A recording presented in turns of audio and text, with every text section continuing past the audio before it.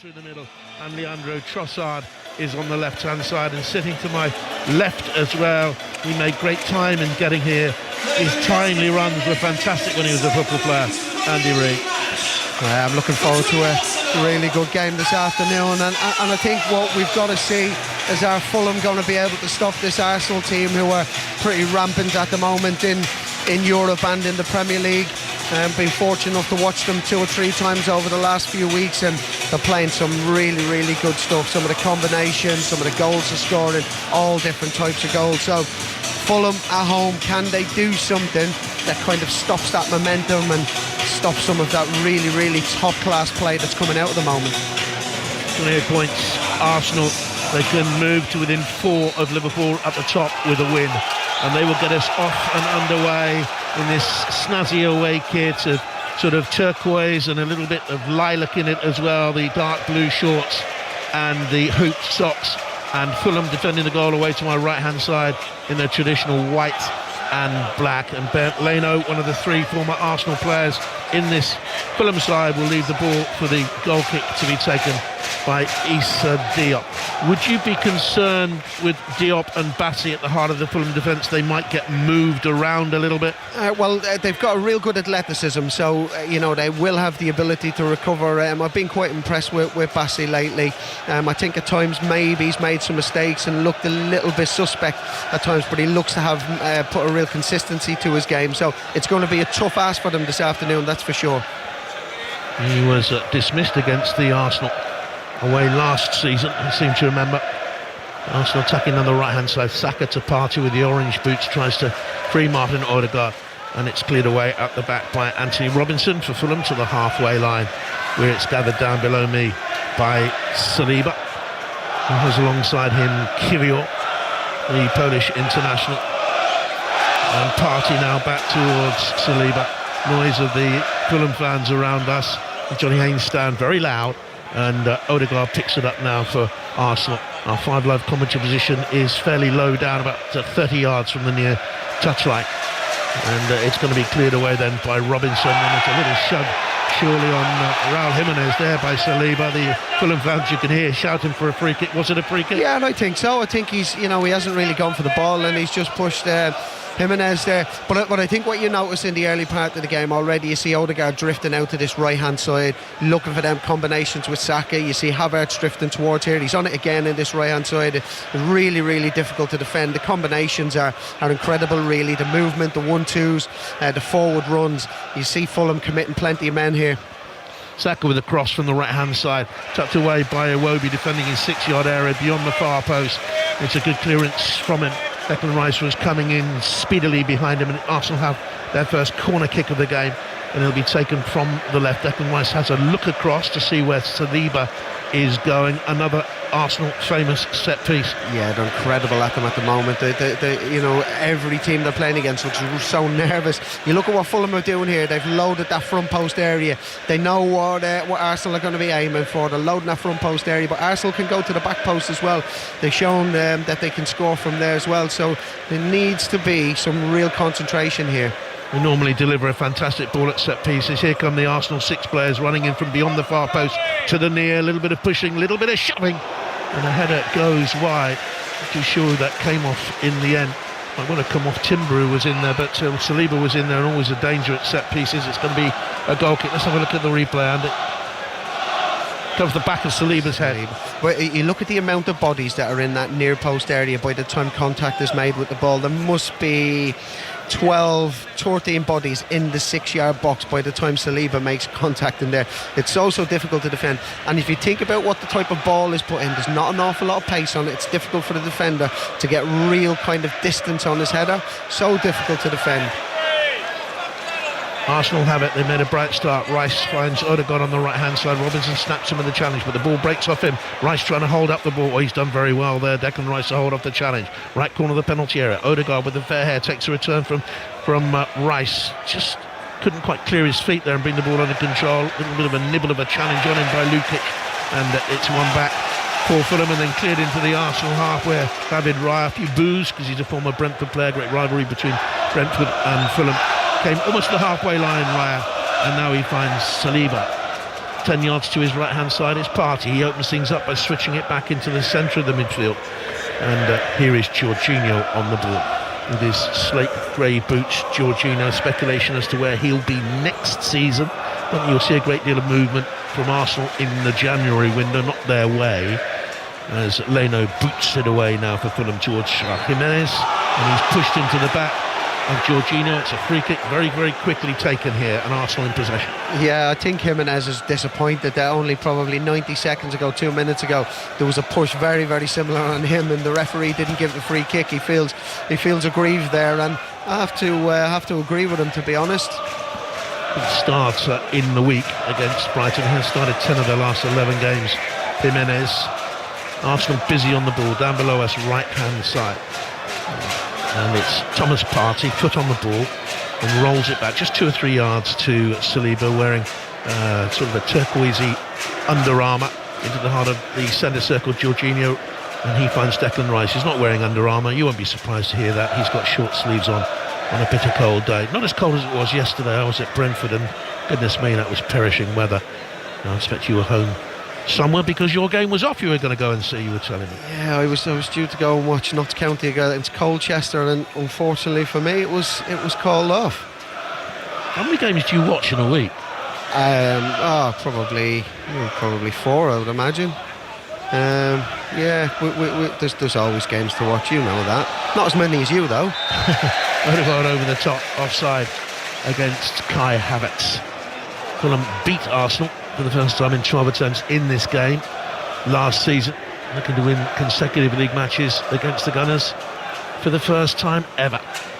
It's a free kick here for Fulham, and Fulham, if they win this, can climb to the fringes of the top 4. I think they're 3 points off 5th coming into this. Very congested, isn't it, in that chasing group?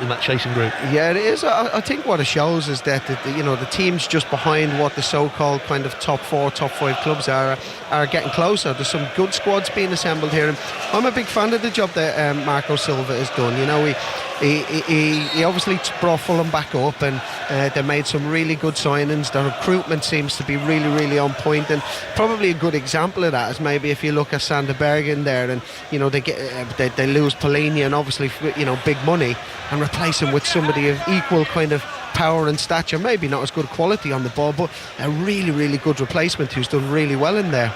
Arsenal moving the ball really well. Those are the thoughts of Andy Reid on 5 Live. 6 minutes gone, now 7. It's 0-0. There's a buzz about Arsenal as Trossard finds Odegaard, right side of the penalty area, tries to roll inside. Traoré did well. So it comes back to Saliba, then on the angle he finds on this right-hand side Saka. Robinson, who's had a very consistent season at left-back, is beaten easily. Then Saka rolls it into the gap and Odegaard is there. And Robinson has a little bit of a nibble and Odegaard goes down. The referee says play on. Fulham have given it away to Jorginho. Jorginho finds Trossard on the edge of the penalty area. Tried to thread the eye of a needle with the ball to Saka. And Fulham clear, but they cannot get out. Fulham simply can't get out, not just of their own half, but of their defensive third, really. Partey has it, 10 yards in from the right-hand touchline, 0-0.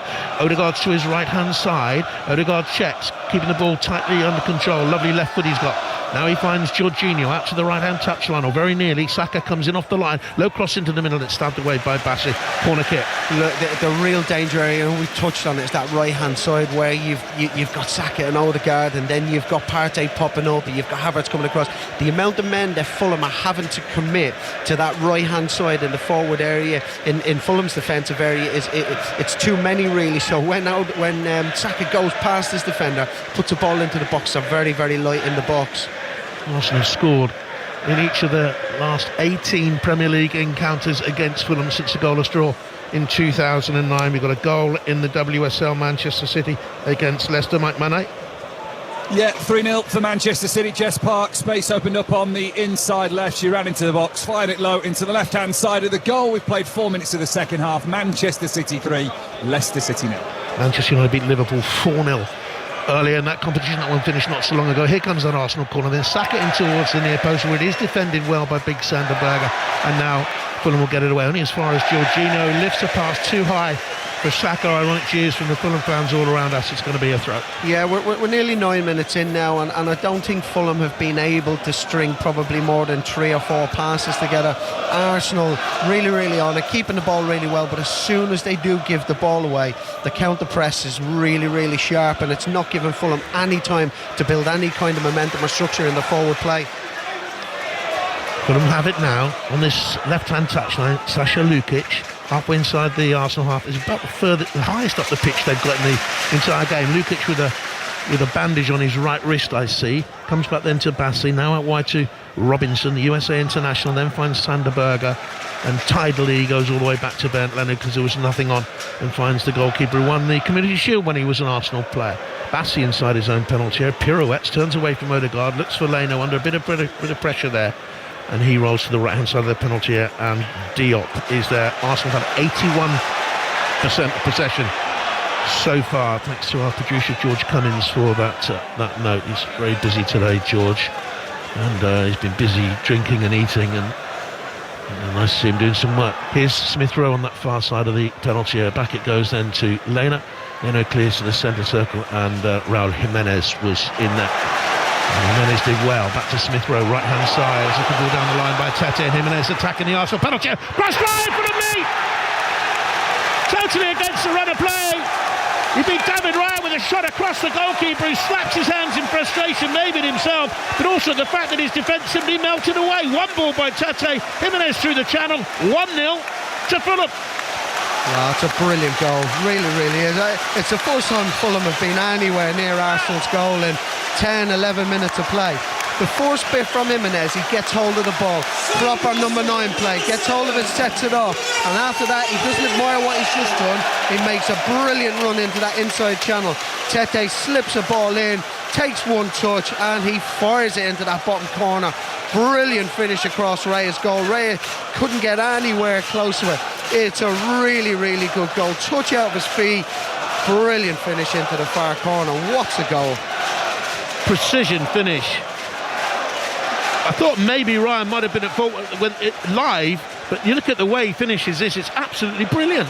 Yeah, he's struck it really well, but I love the link-up play with him first. Real good centre-forward play in the initial bit. You need, when you're under pressure from in a game like this against Arsenal, you need your number 9 to get hold of that ball, to give some of your players an opportunity to join up the play, and he did that brilliantly well, ended up finishing it fantastically as well. And just over 4 years ago, let's not forget, he fractured his skull playing against Arsenal. Not only was his career threatened, his life was threatened. It's remarkable to see Raul Jimenez playing football and scoring goals like that, his 6th of the campaign. Fulham lead Arsenal by 1-0 on 5 Live. We will keep you up to date, of course, as we promised, with all the other games. Leicester against Brighton, Ipswich against Bournemouth, the Leicester game on 5 Live Sports Extra, and the Abu Dhabi Grand Prix is also on Sports Extra. It's going to be a free kick here for Arsenal. Odegaard into that penalty area. It's punched down by Leno. Rice volleys over. It's going to be a goal kick, and we'll go over to Leicester City against Brighton and Charlie Slade. Where 12 minutes have been played, it's Leicester 0, Brighton 0. A headed chance at each end. James Justin headed wide, as did Lewis Dunk at the other end of the pitch. Goalless. Quickly on to Ipswich against Bournemouth. Aaron Paul. First major warning for the home side, 0-0, but Milos Kerkez threaded into the box on the left. He fizzed the ball across goal. How Marcus Tavernier didn't get a touch on it with the goal gaping, I do not know. Ipswich 0, Bournemouth 0. Goal kick to Fulham. You haven't missed a kick here at Craven Cottage, taken by Leno, high through the middle. Jimenez comes from behind Saliba to challenge him. Saliba won it. The ball though went square, tidied up by Jorginho. That's what he does. He's a tidier upper in that midfield area. Now Partey from the goalkeeper's rollout. Look at the Fulham press here, Andy, keeping Arsenal into this little triangle segment down here, and they played out with a brilliant triangle. Yeah, that was really good play. Really good play by Arsenal to get that. Big challenge there in the midfield. It's almost as if they won the winning goal at Wembley with the challenge, the way the fans celebrate it. But it's Arsenal who collect now, trailing by a goal to 0. Kai Havertz crosses the halfway line, slightly left of centre, and out to Trossard. Trossard brings it under control. He has in support Joran Timber, who scored one of their goals in the week, of course, in that victory against Manchester United. Partey tries to angle it wide towards Saka. It's a poor ball dropped in short. Here's Robinson now for Fulham, steaming over the halfway line. Partey comes to meet him. Won it very well actually, then lost his footing, nudges the ball forward to Jorginho. He was pushed by Robinson. The referee says go on. Arsenal have possession. He's a real threat when he opens his legs, Anthony Robinson, going forward. He stepped onto that really well, intercepted that pass and drove forward, and it was good defending by Partey in the end, who I think actually is a good defender. He's got a real defensive mindset about him, whether he plays in that full-back position or whether he plays in that midfield position. It's interesting to see Timber, who has been doing really, really well, being moved across to that left-hand side, and Partey playing in the right-back kind of area there. You see Timber, he's on the far side there, and he is a left full-back, I suppose, when you put a formation on paper, but he steps in and he makes an extra man in midfield, which frees up space for Declan Rice to roam about like he's doing. No Zinchenko today. He has an injury problem, not too sure what that is at the moment. We'll keep you up to date if we get any more news on that. They're keeping quite quiet, Arsenal. Let's go back to the WSL and to Chelsea against Brighton, and Becky Hyde. Yeah, goalless at the minute, although Brighton almost found themselves ahead. Erin Cuthbert got caught in possession at the back. They were trying to play out from the back. Nikita Paris took the shot on for Brighton, and it was saved by Hannah Hampton. I have to say, when Chelsea have the ball going forward, they do look threatening, but nothing to show for it yet. Chelsea 0, Brighton 0. Suspicion of an injury problem for Martin Odegaard. He's down on his, not quite down on his haunches. He's flexing his knees, hand down on those knees. He's okay. He'll go on. We'll go on to Arsenal against Aston Villa in the WSL. Emily Herbert. Villa 0, 2 offside calls for the Gunners, and Villa a little bit sloppy with passing out wide, but have had a shot on target from Chastity Grant. 16 minutes in, it's Arsenal 0, Aston Villa 0. Arsenal have it now, trailing 1-0 to Fulham. The goal by Raul Jimenez, and it's Shuren Timber finding on that left-hand touchline the fair-haired, short-sleeved Trossard darts a ball towards the dead ball line on the left-hand side. It races away from Timber's energetic burst. And just guided out of play at the back, steady defending by Issa Diop, who just shepherded the ball out of play for a goal kick. Yeah, he's a big boy. There's a lot to kind of get around or over or whatever way you want to try and get to him. Arsenal have had a lot of possession. We know that's going to be the case, and they've kind of looked up to maybe a three-quarter line on the pitch. They've looked reasonably dangerous, but they haven't had a chance yet. Might do now from a poor clearance by Fulham. It's Saka into the box and Odegaard wriggling. Finding Partey between the penalty box and the right-hand touchline for Arsenal. To the captain again, and Odegaard has misplaced a pass. Emil Smith-Rowe gets a touch. He hasn't had many in the game. And now here's Adama Traore, muscular, broad-shouldered, huge biceps on him. Adama Traore had to build those biceps up and power in his arms because he used to had dislocation problems with his shoulders, remember, Andy, early on in his career. He's a powerhouse player, isn't he? But it's Fulham on the defensive again here. Trossard tried to nick it forward. It's blocked back there by Sasa Lucic, and Arsenal have to build on their left. Yeah, Arsenal's full-on press is really difficult to break. They press with 5 men across that front line, and they really pack out the middle. I'd be really tempted, if I was Fulham, to maybe miss out that press and go straight into Jimenez and get support up to him. Here's Saka, again they're moving down the right-hand side. Saka to the dead ball line, cross to the far post, just glanced away by Diep, but the pressure is on, still here on that Fulham penalty area. Timber finds Jorginho then just rolls it back to Kiwior, and Kiwior finds that left-hand side. We've got a goal in the WSL. Let's find out where it is. It's Manchester City against Leicester. It's Mike Monette. Yeah, 4-0 to Manchester City. Mary Fowler now getting her name on the collection of goal scorers this afternoon. Testing moments for Janina Leitzig in the last few minutes in the Leicester goal, but she couldn't keep out Fowler's half volley on the outside of her left boot. Manchester City 4, Leicester City 0. Goal news from Arsenal Villa in the WSL. Emily Herbert. Yeah, and it's gone to Arsenal. It's Arsenal 1, Aston Villa 0. It was Cooney Cross free kick, 12 yards out from the edge of the penalty box for Alessia Russo to head in to the back of the net. Her 4th goal of the season so far. It's Arsenal 1, Aston Villa 0. Cooney Cross, good player, the Australian international, and also back in goal scoring form. After a dip, a little bit of a dip, things happened to her very, very quickly, didn't they, with the success in the Women's Euros, and went a little bit flat after that, but regaining a fine form now with the Arsenal. Arsenal men, 1-0 down here at Fulham. They have possession with Thomas Partey. The Arsenal right back today turns infield, dangerously so, because Jimenez was there. Jimenez has created a new Fulham scoring record today. They've netted in 14 successive top-flight matches for the first time, beating the club record which was set 65 years ago. They have a free kick down below us. 5 Live from the BBC. And a big week of football coming up, of course, with the turn of Champions League. Massive week with the Europa League. Huge game, Rangers-Tottenham in that on Thursday. The conference as well returning. Here's Traore. It will be the last round of European fixtures before Christmas. Then they return again. Well, the conference has another round, but Champions League will be back in the new year. Arsenal have possession. A little bit of a tumble for Robinson. The Fulham fans howl for a free kick. And Arsenal have possession deep inside their own half with Jorginho. Yeah, Robinson's tried to play a 1-2 there, and Saka stuck with him really, really well. Could potentially have been a free kick, but the referee didn't seem interested in it at all. It's a couple of times he's done that on Fulham that they can potentially feel aggrieved with. Arsenal have the ball on the left, 5 yards in from the left-hand touchline. Kiwior advanced, then thought better of it.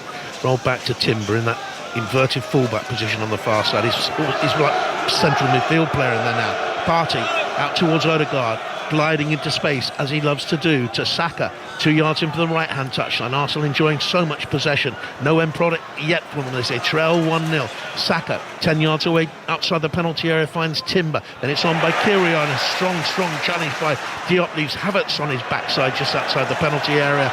And now Diop will clear it away. Looks for Traore. Pass dropped just short. Good for Arsenal it did, because he would have been away, Traore. But now it's still Arsenal pressing against that packed penalty area.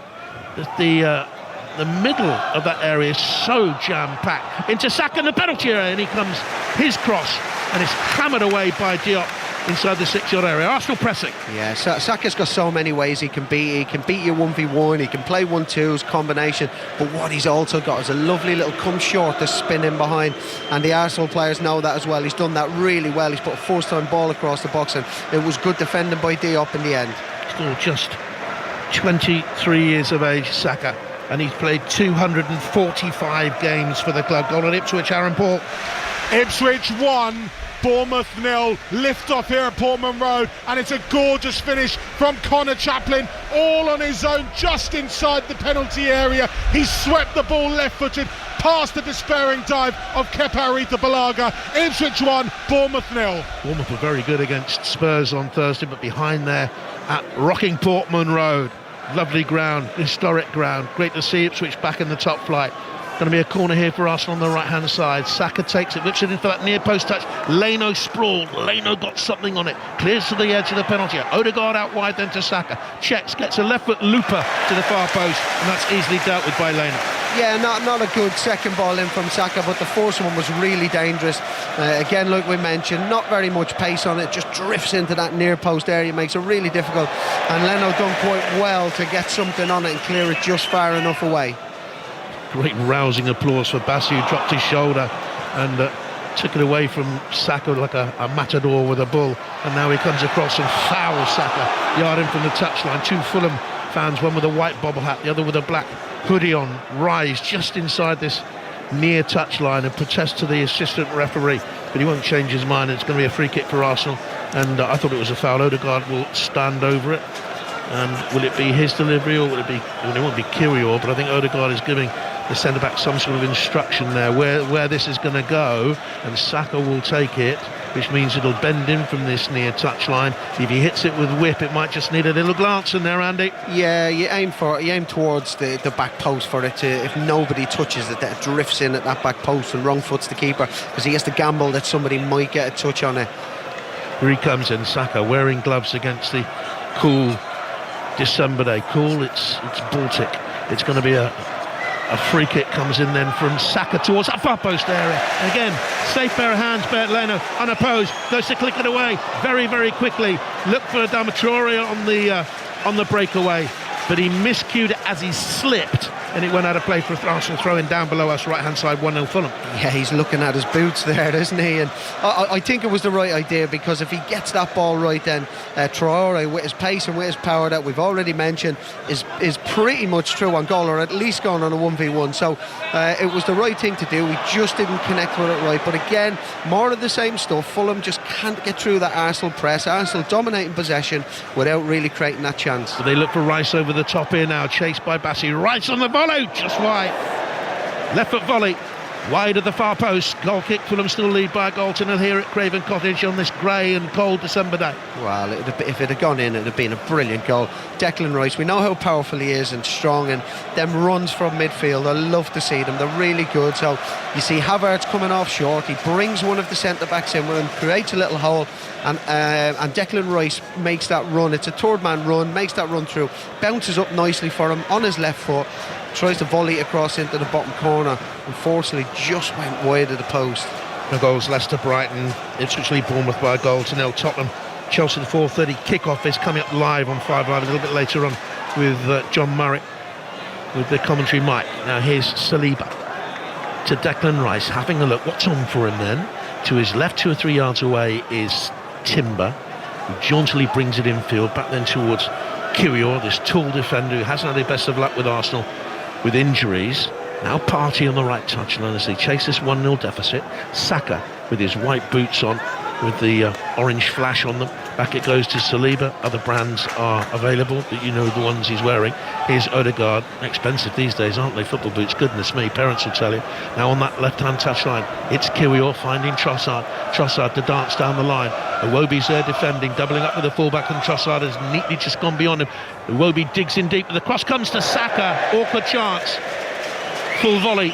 Right foot slants it into the Hammersmith end of the ground. It was well wide, but it's a tricky chance, that. Yeah, it was a difficult one to take, but it's the first time in the game, really, that we've seen Trossard. He gets 1v1 against Iwobi and thinks, yeah, I fancy a little bit of this. A lovely little bit of play. Comes back, checks, does a little bit of a Cruyff, gets on his left foot, and he whips a good ball in. Difficult one for Saka. Them ones are really difficult to deal with because they're just dropping over the fullback's head, and you kind of see them pretty late, and it was pretty wild effort in the end. Fulham lead by a goal to another. They're unbeaten in their last 8 League London derbies. 1-4 drawn for. It's the longest run in games against capital opposition since the early months of this century. Here's Calvin Bassey at the back now for Fulham in a steady season. He's not missed a minute in the league, but he'll have to defend here because Fulham pushed it out of play. And Arsenal have a throw-in on the right, trailing 1-0, taken by Partey into the box. Odegaard tries to slip beyond his man, Bassey can't, but again the clearance comes to an Arsenal man. Story of the game. Fulham try and get it away, can't relieve the pressure because Arsenal pressing in great numbers. Have it back here with Saliba. Crossfield diagonal ball aimed at Trossard, who's going to struggle in the air against Kenny Tete. And earlier on in the programme you might have heard one of the boys in the studio asking how many 6-footers Fulham have in their lineup, because Arsenal like to have 7 giants. Fulham have 6 6-footers, and Kenny Tete, one of the lads in the studio, I think said he was a 6-footer. He's not. I hate to be pernickety, but he's 5'11", and 1 inch can make all the difference. Here's Jorginho. Jorginho loops the ball into the penalty area and away through, and the goalkeeper will save. Let's go to Ipswich again. Aaron Paul.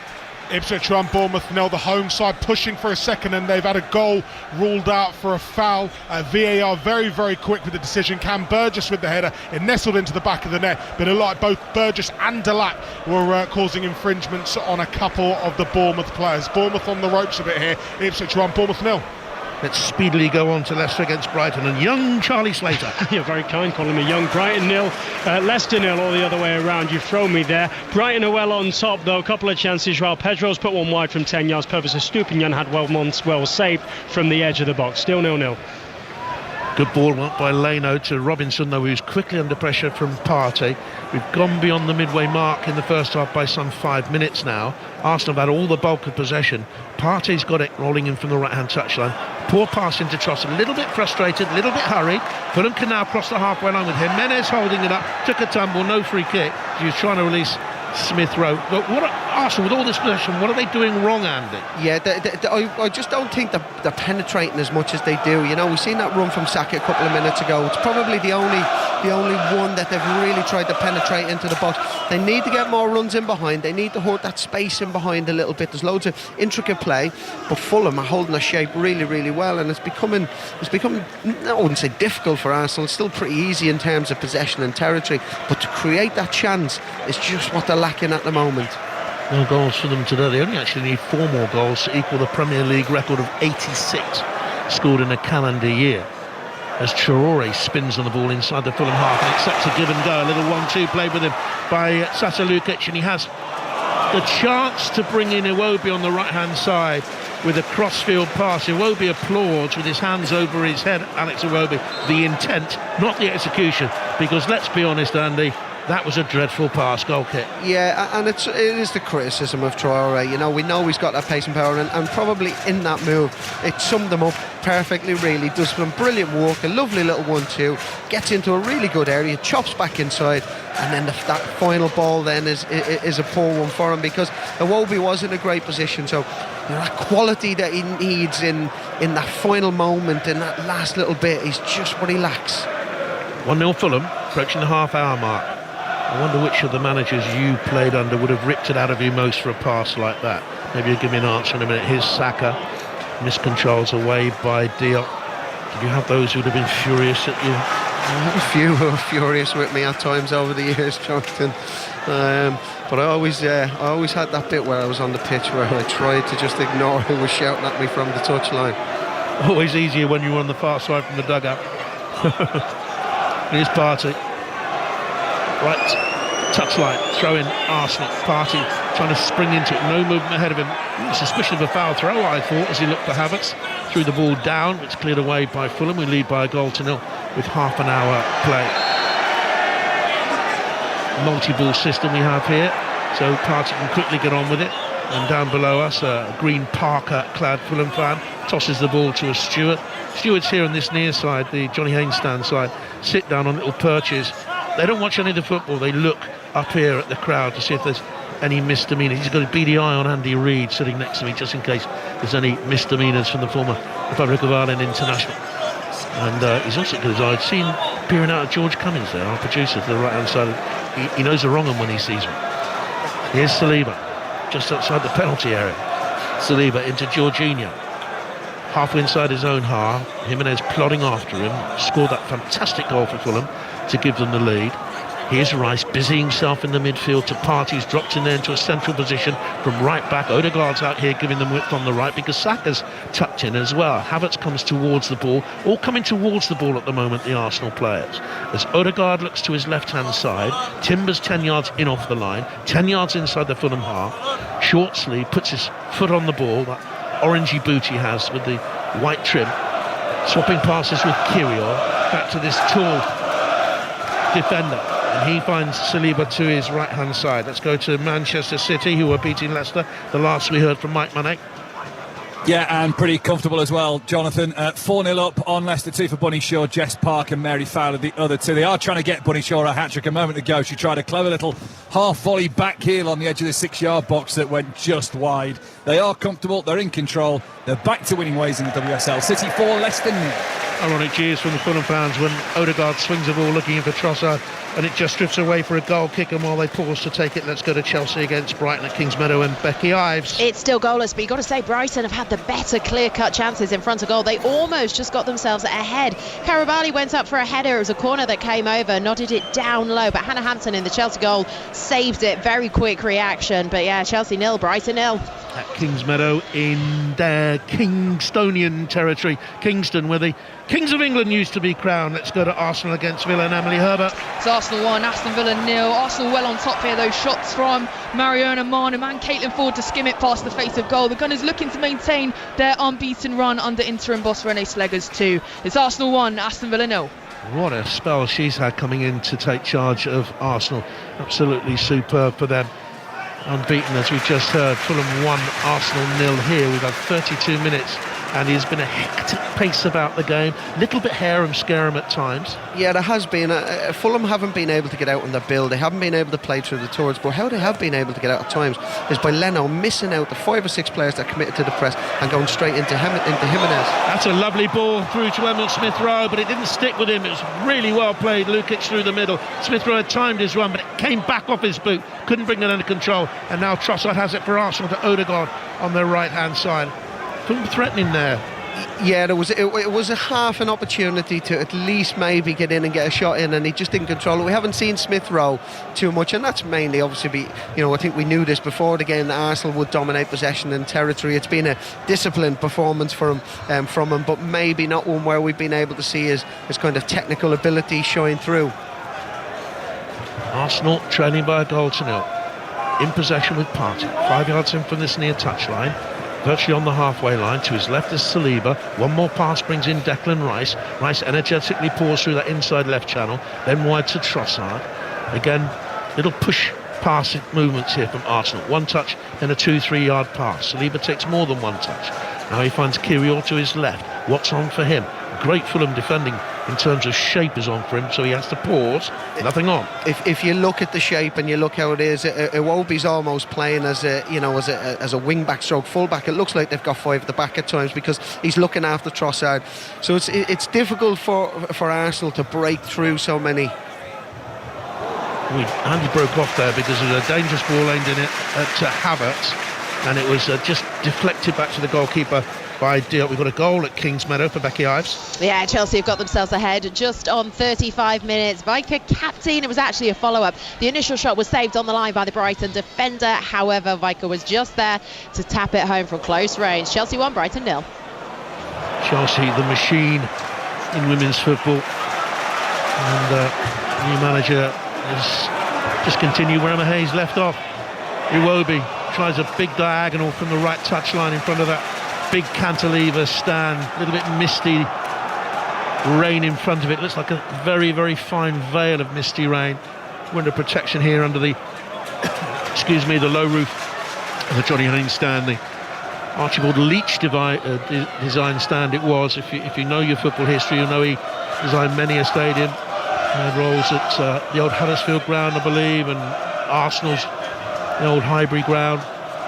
And it's Arsenal in possession now with Partey to the right touchline. Saka has it with his white boots on. Back to Partey. Little bit of a lob through here to Havertz, trying to squeeze between the two defenders, and Diop dovetailed in behind Bassi. Good defending as a pair. Yeah, they done well. They seemed to run in behind. They've both got pace and power, so they were able to mop that up. Jorginho just nearly on the edge of the penalty, didn't realise that Jimenez was behind him. Jimenez fed in the heart of the midfield burger, and he turns it to the right hand side, and Iwobi and now Fulham making progress into the Arsenal half as they lead by a goal to nil. Try and double it, and his low cross is thundered away on the half volley by Big Kirill.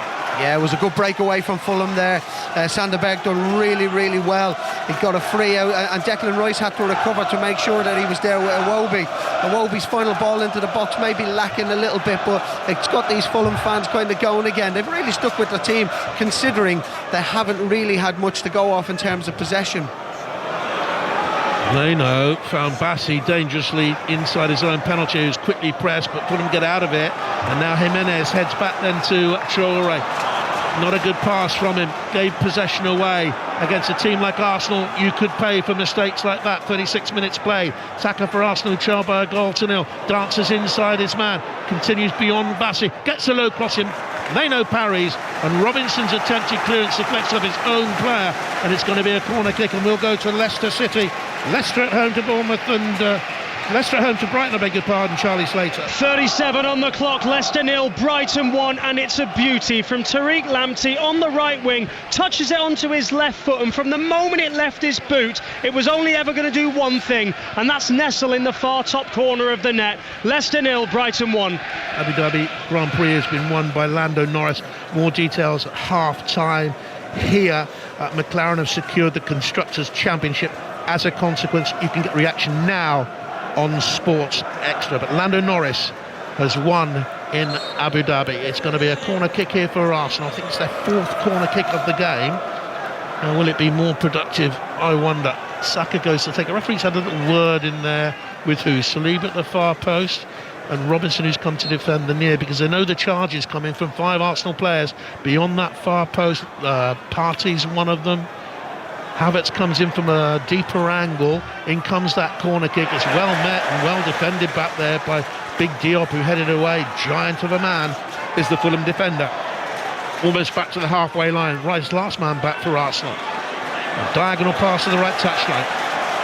Saka, with Robinson not diving in, holding his position and deflecting Saka's ball and away for a throw-in. The noise is so loud here, I could hardly hear where I was being told to go. Net WSL, Arsenal against the Aston Villa. Emily Herbert. Well, Arsenal double their lead. It's Arsenal 2, Aston Villa 0. It was a crossed-in ball from Caitlin Ford. Marnham kicked it hit the post, but Beth Mead was there to whack it home.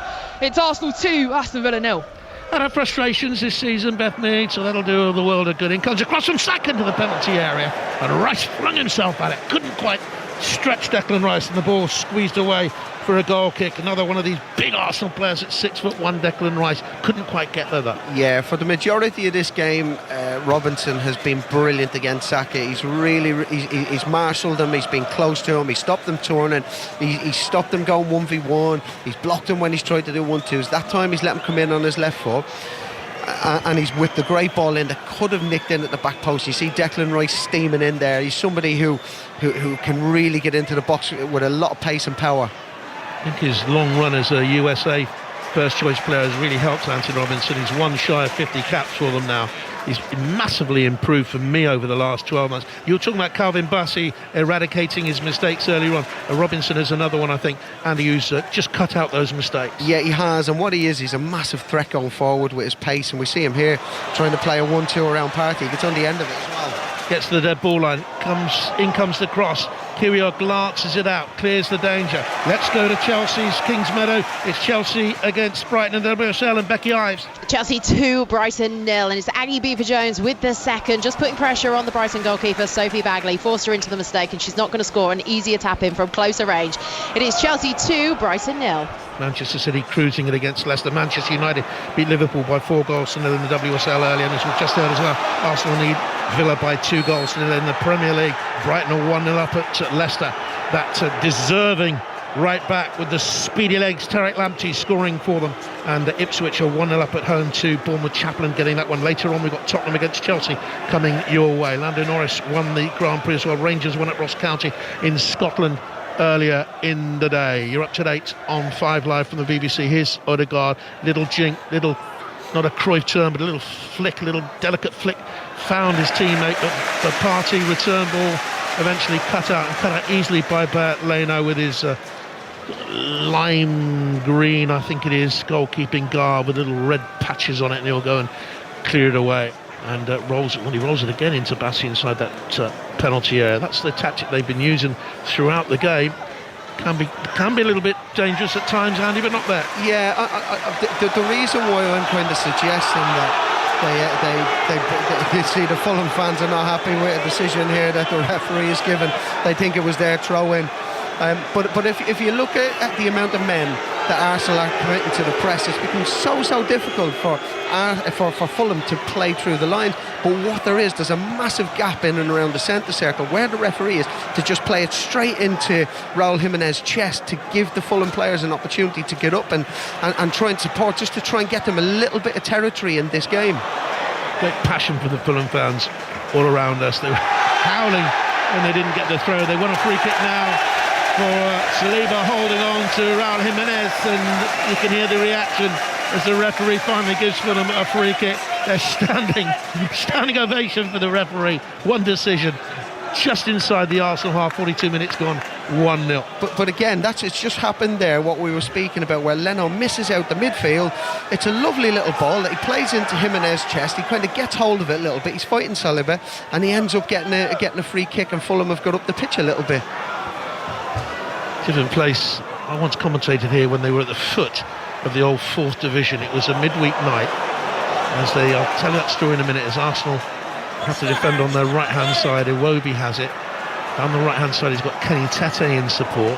Tete is there then in off that right. Where's the support for him? He has to backtrack 10 or 15 yards before he finds just inside the Arsenal half Bassey now to the right hand side. Got another goal at Kingsmeadow for Becky Ives, and it's gone to Brighton. Chelsea 2, Brighton 1. Jelena Kankovic with a shot, let fly for the centre of the box, and it went bang, top bins, left-footed shot, and it's a goal that they deserve, it has to say. Chelsea 2, Brighton 1. So I was here that day working with Leroy Rossini, Tony Gale and Bobby Moore, 3 generations of Fulham players who wanted to sort of run the rule on Fulham and why they were bottom of the league. There was no one here. The Fulham goalkeepers had a nightmare away to our right-hand side, and he was criticised by the big 3 who was commentating next to me. As he's come off, Andy, he has to walk right in front of our position, and he shouted up, he said, "I can hear every blooming word you're saying about me." Yeah, it's an incredible place, and if you look at the commentary position where we're here, we've got the fans sat literally on the row right behind us. It's brilliant. It's really good. The atmosphere has been incredible. You can probably hear that. People at home watching this or in their cars watching. You can hear the incredible atmosphere that's generated here, and they've had something to cheer about in that Jimenez goal, which was absolutely fantastic. Fulham 1, Arsenal 0. We're just about to enter the last minute of the first 45. There will be a scant stoppage time. I don't think we've had a stoppage. We've had no VAR. We've had no cautions. Berger wins it back after a dawdling Trossard took his eye off the ball. Iwobi again misplaces the pass. They're adventurous with some of their passes, a little bit too adventurous. How about this? Diop striding out from the back. He's already halfway inside the Arsenal half, finds the right touchline, comes in from Smith Rowe to Iwobi. He dances across the pitch, looking in for Jimenez. Arsenal now the team defending with every man behind the ball. Odegaard's the furthest forward player as he closes down now on Lukic. And Lukic to his right-hand side finds Bassi, tall Bassi. Straggling behind him, and it's in towards Berger, who initially lost it, then won it back with a really good challenge. It's left Odegaard on the ground and writhing in pain, and then Saka fouls his man. It's a free kick here to Fulham. The referee Chris Kavanagh will just check on Odegaard, who's down away to our right-hand side. We have 1 minute of stoppage time to play. Might be a little bit more if Odegaard needs treatment here. This is a worry for Arsenal, and he's holding his left ankle. Yeah, it comes from Berger. He takes a bit of a sloppy touch, and they kind of get in and around him, the Arsenal players. But he ends up making what's a good tackle. He makes contact with the ball, but he gets maybe a tiny little bit of Odegaard through. Nothing sinister in it at all. Don't think it was a free kick. Sometimes them ones can be a little bit awkward. Really good period this for Fulham. The last maybe 3 or 4 minutes, and one they've needed. They defended their own box and in and around the box really, really well. So to have a little bit of territory and a tiny little bit of possession leading up to half time is kind of, I'd say it's music to Marco Silva's ears, because I'm sure that he's been worried, although they have looked pretty secure. They've looked pretty confident in defending in and around their own box. Mikel Arteta looks concerned about his captain. He's on his feet now and limping away. His season's been restricted to 9 games. You remember he picked up that ankle injury back in September on international duty against Austria, I think it was. In comes the free kick for Fulham then, taken by Lukic, way deep on the far side of the penalty area. All of a sudden Issa Diop got behind the Arsenal defence, but chopped his cross shot, whatever it was, way behind goal kick. Yeah, that went miles over, that did. It went miles over. But I think Arsenal, if we're to look at the performance overall, they've had a lot of territory, a lot of possession. They're probably just being a bit one-paced. Everything is kind of one pace. It's slow, it's possession-based. They haven't changed the pace enough. They haven't been able to kind of go from keeping that ball to then up in the pace and up in the speed and the tempo. They just haven't done it well enough. Big chance here for them to close the gap on Liverpool at the top, but they're not picking up the script. Arsenal, they trailed by a goal to nil at half-time. Jimenez with that goal. It was a fantastic goal, Steve, with the diagonal delivery that blasted away beyond David Raya into the far corner there. Arsenal had so much possession. They've had 3 efforts, but I don't think Bertneno has had a shot to save. And that last effort, Steve Crossman, with the one that Diop blasted over the bar, I've been shown videos of you on a Tuesday. Very, very reminiscent. Well, I am actually Andy Reid, more of a fullback, and I wish I could play like Robinson. My goodness me, what a half he had. Yeah, no, he's been brilliant, and if Fulham are going to get any kind of result here today, he's going to have an incredible game, because that is where Arsenal's danger is, out on that right-hand side where they've got Saka out wide, they've got Odegaard just inside, Havertz comes across to create an extra number, and even at times you see Declan Rice coming across to make another number there. Then you've got Partey backing her up from behind. So there's a lot of bodies over there. There's a lot of real quality in that area, and I think Robinson has stood up to it really well. He would like to, I'm sure, step forward a little bit more, but the one time that he did, Saka ended up getting a shot on from it. So really good performance from him, and I think a really good performance from Fulham in terms of the shape, the discipline, how they've kept their concentration, and you know, it's difficult to say they deserve a 1-0 lead because I think they've only had 2 touches or something like that in Arsenal's box. But for shape, for concentration, how they've gone about it, the numbers they've got behind the ball, they've done the job really well. Yeah, great first half for Fulham, who lead Arsenal by a 1-0. Second half commentary, of course, will be on 5 Live. We've got 3 live games ongoing for you. You can listen to commentary of all of them. Half-time on the BBC Sport website in the game between Leicester and Brighton. Charlie Slater. Leicester 0, Brighton 1. The visitors deservedly in front. Tariq Lamptey lit up the King Power in the 37th minute when he cut in off of the right wing and with his left foot found the far top corner of the net. Leicester only threatened right at the end of the half when James Justin drew a good save out of Brighton keeper Bart Verbruggen from a header, but there is definitely work to do for Ruud and his players, while Brighton go in 5th as it stands. Leicester 0, Brighton 1. What about Ipswich Bournemouth, Aaron Paul? Ipswich 1, Bournemouth 0, entertaining end-to-end, but Bournemouth will wonder how they're not level. The deadlock broken through Connor Chaplin, sweeping home on the half volley, left-footed just off the penalty spot after a great ball from Cameron Burgess. Burgess was then the hero at the other end, timing his tackle perfectly with Justin Cliver bearing down on goal, stopping a certain goal. Marcus Tavernier has seen a shot bounce off the post. Bournemouth thought they should have had a penalty. Manager Andoni Iraola booked for his protest, but the home side will be satisfied with their work. They're still high risk, but are just tempering things when they need to. Kieran McKenna sprinting down the touchline at the sound of the referee's whistle at the break. His side lead Bournemouth by a 0. If it would say that Ipswich would move to 1 point behind Leicester, and that is the split either side of the relegation zone. Leicester 17th, Ipswich 18th. Into the Women's Super League, the Chelsea train rolls on. Becky Ives. It does, but they're in a good battle here this afternoon against Brighton. Currently 2-1 up at half time. It took half an hour to break the deadlock. Nusken actually took the shot on from the centre of the box. It was cleared off the line by the Brighton keeper and then followed in on the tap-in by Vicar captain, but it has been credited as a Nusken goal. Aggie Beaver-Jones added a second, some pressure to Sophie Bagley in the Brighton goal, forced her into a mistake and she tapped the ball in from very close range, but Brighton did not give up. Just 3 minutes later, Jelenka Konkovic, against her former side, a left-footed shot let fly into the top corner, and I have to say they've deserved that goal. They've had some clear-cut chances from Nikita Paris, just haven't hit the target.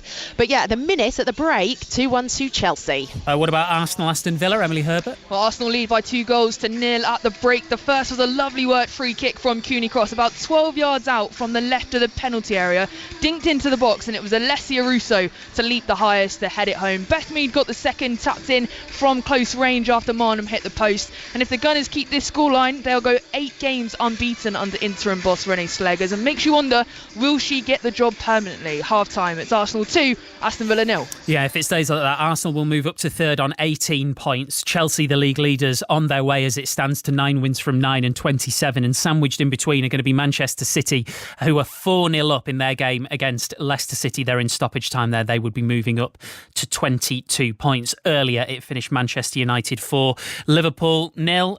Lots to come, including our first trip of the afternoon to the Tottenham Hotspur Stadium. Spurs Chelsea in full on Premier League Sunday at 4:30. We'll be there after the news on 5 Live with Alison Hughes.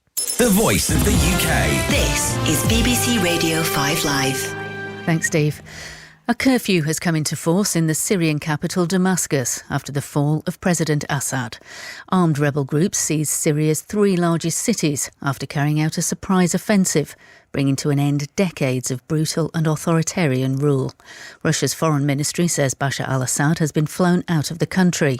Crowds have been celebrating in the capital city. Some people have been seen looting the presidential residence. Our correspondent Lena Sinjab has been in the main Umayyad Square in Damascus. There is a chaotic scene of mixed feelings of joy.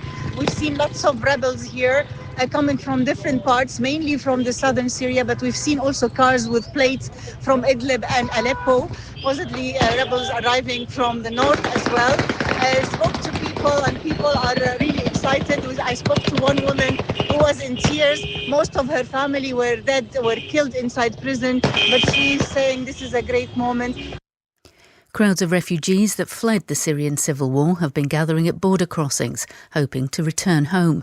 In a message broadcast on Syrian state television, the insurgents said they'd freed political prisoners from the country's notorious Sednaya jail. Ahmed Helmi was detained and tortured by al-Assad's regime before being released 7 years ago. He now works as a human rights activist. I can't even start to describe how I feel, like the roller coaster of emotion, that moment of freedom. You see it on the people's face. I have been there. I spent 3 years in prison waiting for that moment when they opened the doors. But I've never felt as free as today. World leaders are reacting with caution. The United Arab Emirates says it's very worried by the risk the country may succumb to extremism and terrorism. A Pentagon official said the US would take measures to prevent a resurgence of the Islamic State group. Alistair Burt, a former Minister of State for the Middle East, says it's not clear what will happen next. I think, as so often, the sensible thing to do is to hope for the best and do whatever we can to encourage the sort of pluralist outcome that many in Syria will want, but be aware that the worst could also happen, because that has been the experience of the region, and again do all we can to try and avoid that. And if you want to keep across this developing story, look at the BBC News website or click on the live news link on BBC Sounds. In other news, President Zelensky has given a rare update on Ukrainian military casualties, saying 43,000 people have been killed since the start of Russia's full-scale invasion in 2022. Donald Trump had earlier claimed the figure was 400,000. And strong winds are causing disruption across the UK this afternoon after Storm Dara left hundreds of thousands of homes without power yesterday. The Met Office says gusts of up to 70 miles an hour are still possible. On Radio 4, the more you listen, the more you see. Hello, I'm Andrew Hunter-Murray, host of The Naked Week, a brand new comedy where you'll probably find this kind of thing. Nigel Farage got into a punch-up with a womble. On the moon? Don't be ridiculous, Duncan, there are no wombles on the moon. And this sort of thing. ULEZ. It's made Sadiq Khan London's most unpopular mayor since Dick Whittington charged his cat 12 quid to enter its own litter tray. So join me as we go behind the headlines with unexpected guests and much satirical silliness. The Naked Week. Listen on Radio 4 and BBC Sounds. This is 5 Live Sport with Steve Crossman. Listen on BBC Sounds. And the full-time whistle has gone at Manchester City in the Women's Super League. Mike Maine. Yeah, Manchester City 4, Leicester City 0. Comfortable afternoon for the Blues. 2 headers in the first half from Bunny Shaw had them in control in the second half. Flashing shots from Park and Fowler sealed it off. Leicester weren't expected to do much. The problem is when they got into the box, they ranked lowest in the WSL for shots taken. You can see why. Really poor in their decision-making in the final third. Gareth Taylor makes it 72 WSL wins, the joint second most in the competition's history, level with his predecessor Nick Cushing. Manchester City 4, Leicester City 0.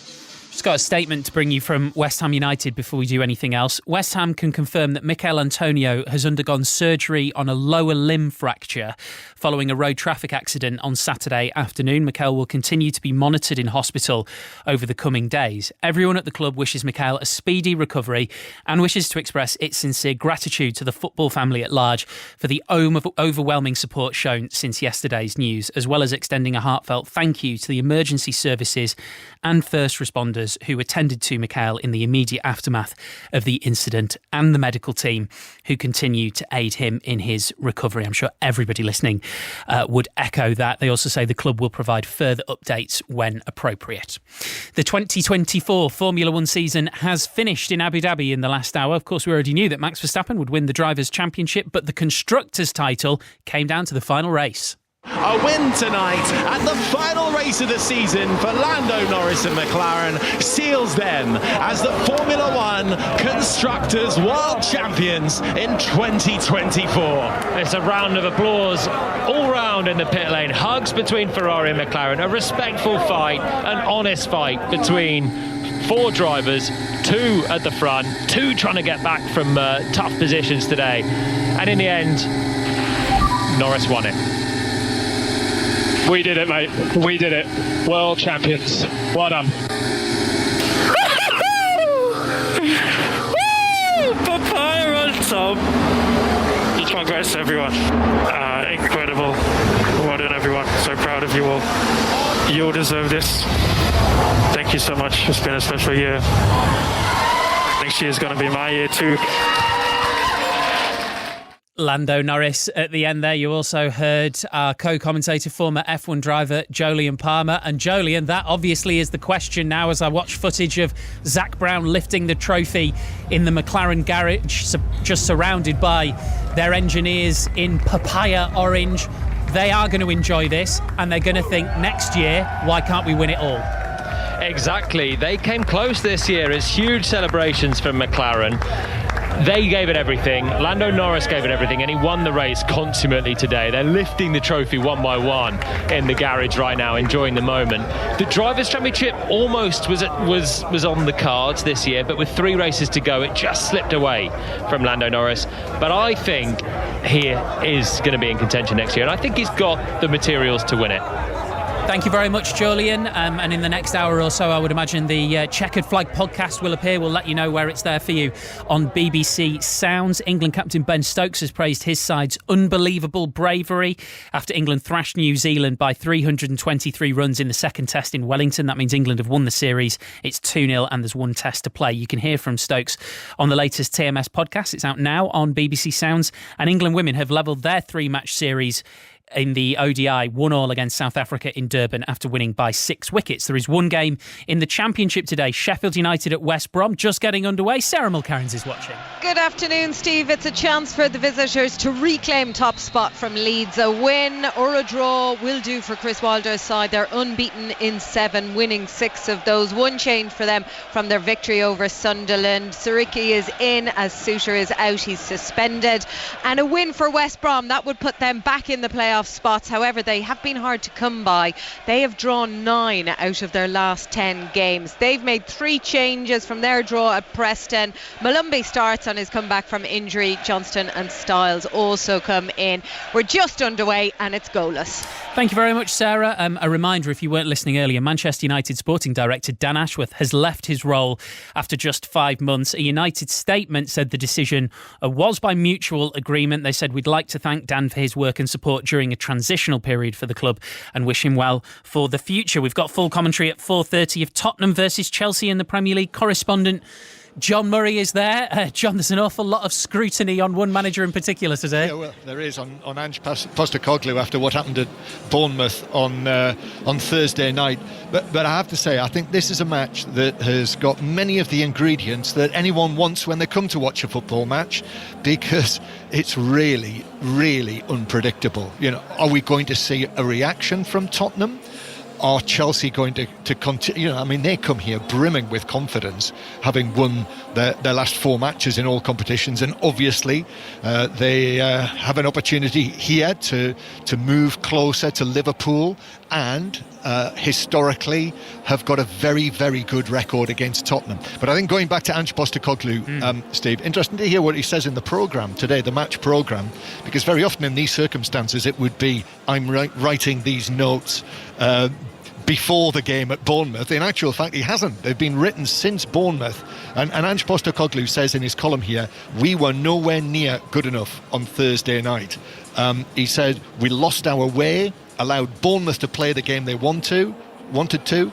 And he says, although we had our moments in the second half, we were unable to score. Everyone came away disappointed. But he then says, we know that you go to great lengths to support the team, and our performances have to reflect and reward that commitment. So that is why I'm going to be wanting to see what sort of reaction there is from Tottenham today. Yeah, it's going to be very, very interesting. Thank you, John. Full focus on that game once we're done with the 2 o'clock games in the Premier League. In the WSL live scores, Arsenal 2, Aston Villa 0, Chelsea 2, Brighton 1 and West Ham 1, Crystal Palace 2. Full-time scores from earlier, Manchester United 4, Liverpool 0, Manchester City 4, Leicester 0 and Tottenham 2, Everton 1. Remember, you can listen to commentary of all 3 games underway in the Premier League. The second halves are about to start. Leicester versus Brighton and Ipswich versus Bournemouth you'll be able to find on the BBC Sport website and app. Here on 5 Live, a lot of work to do for Arsenal at Fulham.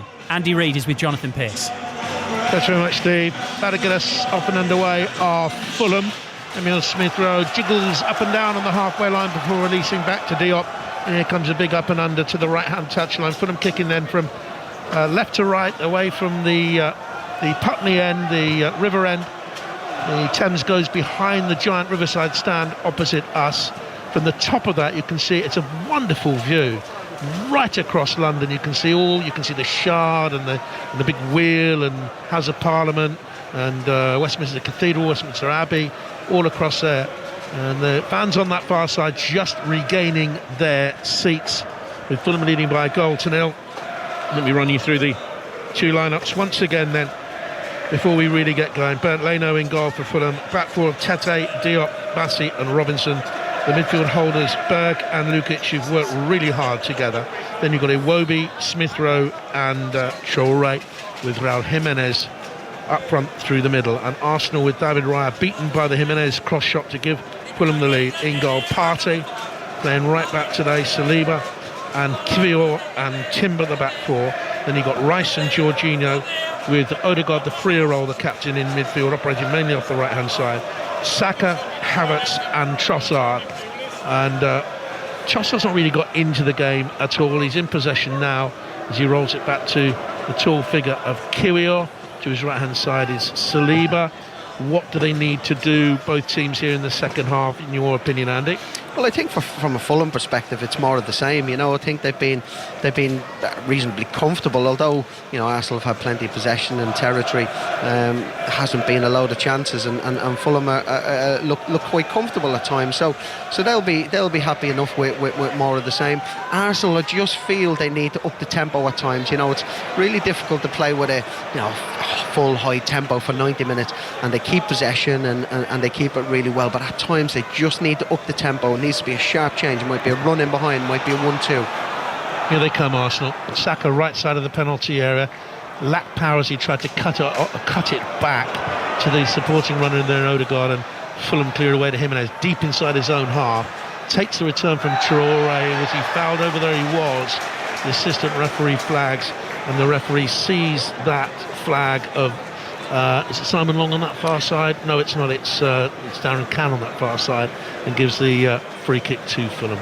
He does a great job for the team, Jimenez. You know, I think he's a really popular player. When you mentioned in the first half the really tough time he had when he had his head injury, and it's great to see him back there. But I think his selflessness in his runs that he makes, in where he is for the team. I mean, you see him back, he's almost in his own defensive third there, and you don't always want to see him there, but at times that's needed when you're playing against one of the top teams, and he does a brilliant. He's got a great work ethic, and he's obviously got a lot of quality by that goal that he scored in the first half. It was a really good finish to give Fulham the lead. And here's Iwobi as they attack down the right hand side. Iwobi, I think he's had a change of shirt at half time at Iwobi, as he takes on the fullback Timber, who got a deflection off the Fulham man, appeals for the throw and gets it, to the hoots of derision from the Fulham fans at the Hammersmith end. And it's going to be a throw then that Arsenal will take, with Uran Timber. Versatile player, can play either side of the defence, nominally right-footed of course, and his stronger position is the right back position, back to the right foot as he hooks the clearance up towards the halfway line, looking for Havertz, who took a tumble under pressure from Diop. And it's Diop who now has possession for Fulham, just inside the Arsenal half. And to his left-hand side is Traoré. Traoré to Robinson, the left-back. Robinson down that line, he's beaten Partey very, very easily. Has a look, drills in the cross, and David came and got it. Yeah, he done brilliant there, did Robinson. Went on the outside of Partey, whipped a really good ball in. He was wanting Jimenez just to get across the front of the keeper, and he was just a little bit too late. Darcy was a little bit too quick for Havertz, and a chase on the far side from us, and Havertz nudged him from behind. And it's a free kick that Fulham will take. On the question of Robinson, we mentioned at the end of that first half that he's cut out a lot of his mistakes. 49 caps for the USA, hasn't missed a minute of the league, and this is his 48th league game in a row this season. You know, the Fulham fans won't probably, thank me for this, but we were talking before about players that could potentially step up and play, one of the, the big five clubs in the Premier League, or the big six, I suppose. And I think that he's one of them. He's got all the qualities. He's got that elite level pace. I think his defending has really, really improved. I think he's a real threat going forward. And in a team that would probably dominate possession, like an Arsenal or a Tottenham or a Chelsea, he could be one of the ones that could be a real asset for them going forward. Yellow card there brandished for the challenge, I think, by Lukic on it was a yellow card for Lukic as he he brought his man down. We'll go to the WSL again, and Chelsea against Brighton. Becky Ives. It's Chelsea 3, Brighton 1. I have to say, it's been a lively opening to this second half. Brighton had a shot on, it was saved by Hannah Hampson, went up the other end, and Writing Kenyon managed to put the ball in the back of the net off a deflection off of Lucy Bronze. Chelsea 3, Brighton 1. Both Manchester clubs won 4-0 earlier on. Manchester United against Liverpool, Manchester City against Leicester. It's a free kick here then for Arsenal. It's halfway inside the Fulham half, no more than a yard in from their right-hand touchline. Rice will take it, low delivery, brilliant delivery, begged a touch. Partey was in there, didn't get a touch. It's still in play though, and they could build here from the left-hand side. Saliba chased off Darfur, kept it in play. Trossard now for Arsenal, training by a goal to on 5 line. Still with the Tottenham-Chelsea to come, with Johnny Murray a little bit later on. Rice to the right touchline. Can Saka deliver here? A good cross. It's another very good darting cross from that angle, and deflected up and over the bar by a Calvin Bassey header, corner ball. Yeah, some early pressure here. The first one was a tremendous delivery from Declan Rice. He's just fed it right across the 6-yard box from the free kick, where the keeper couldn't come in, and if any defenders had got a touch in it, could have gone in their own goal. And then Saka's cut in on his left foot there and whipped a great ball in, and it was good defending. It looked like it was from Bassey. One of these corners now to defend are really difficult. You see the Arsenal players lining up at that back post. They're ready to go. 22 goals from corners since the start of last season. Arsenal more than any other team. It's been much talked about. The corner kick delivered to the far post. It's a downward header, and they have scored from another corner. And it's Kai Havertz who rushed in unopposed, unmarked, to nod them level in the game. The Arsenal fans celebrate in the rain. An Arsenal charge of 4 or 5 drew defenders away, and Havertz was left all alone to make it 1-1. Yeah, well, we've spoken so much about them coming to the front post, but we did mention in the first half that they have a back post corner as well. The delivery to the back post, it wasn't defended. You see Fulham they're all lined up in and around that front post, expecting that one to come in. Havertz wins the first header, and Saliba gets a touch. I wonder if that might be offside. Oh, it was Havertz with the downward head, and Saliba was the final touch. And looking at it, it's gone to VAR. And looking at this, Andy, I think he's offside. Or is the defender's leg playing him on? It's very close. It's close. I think the defender's leg might be just playing him on from the video that we've seen, but it's difficult to see from the angle. It's tight. A great header from Havertz coming in, but I wonder if it was going in anywhere. No, it was going to go wide, so Saliba needed the little touch. The VAR is looking at it now. It's John Brooks. It must be tight if it's taken so long. Who's that defender playing on it? Is that Lukic at the back there playing him on? Can't quite see, but Lukic's body is behind him, but I think it's his leg. It's his left leg that's sticking out there. Might make it tighter than it seemed. With the naked eye, your first look at it is offside. Then you glance at that leg, and the fans are making it very, very noticeable what they think of VAR. Possible offside. It's onside. Stabbed in. Goal given. Saliba with another one, and it's 1-1. The variety in the set pieces is really good, though. You know, if you see the amount of Fulham players that have congregated in that front post area, expecting that near post corner, and it's gone to the back post. There was a free header for Havertz at the back post, and they just couldn't adjust then, Fulham. Havertz was completely in the clear. Saliba was in the mix, and just was played onside. 1-1. Great raw one up for the Arsenal fans for the second time. Has the game completely turned. Fulham have not had an effort on goal since the Jimenez goal right at the start of the game. Here's Saka.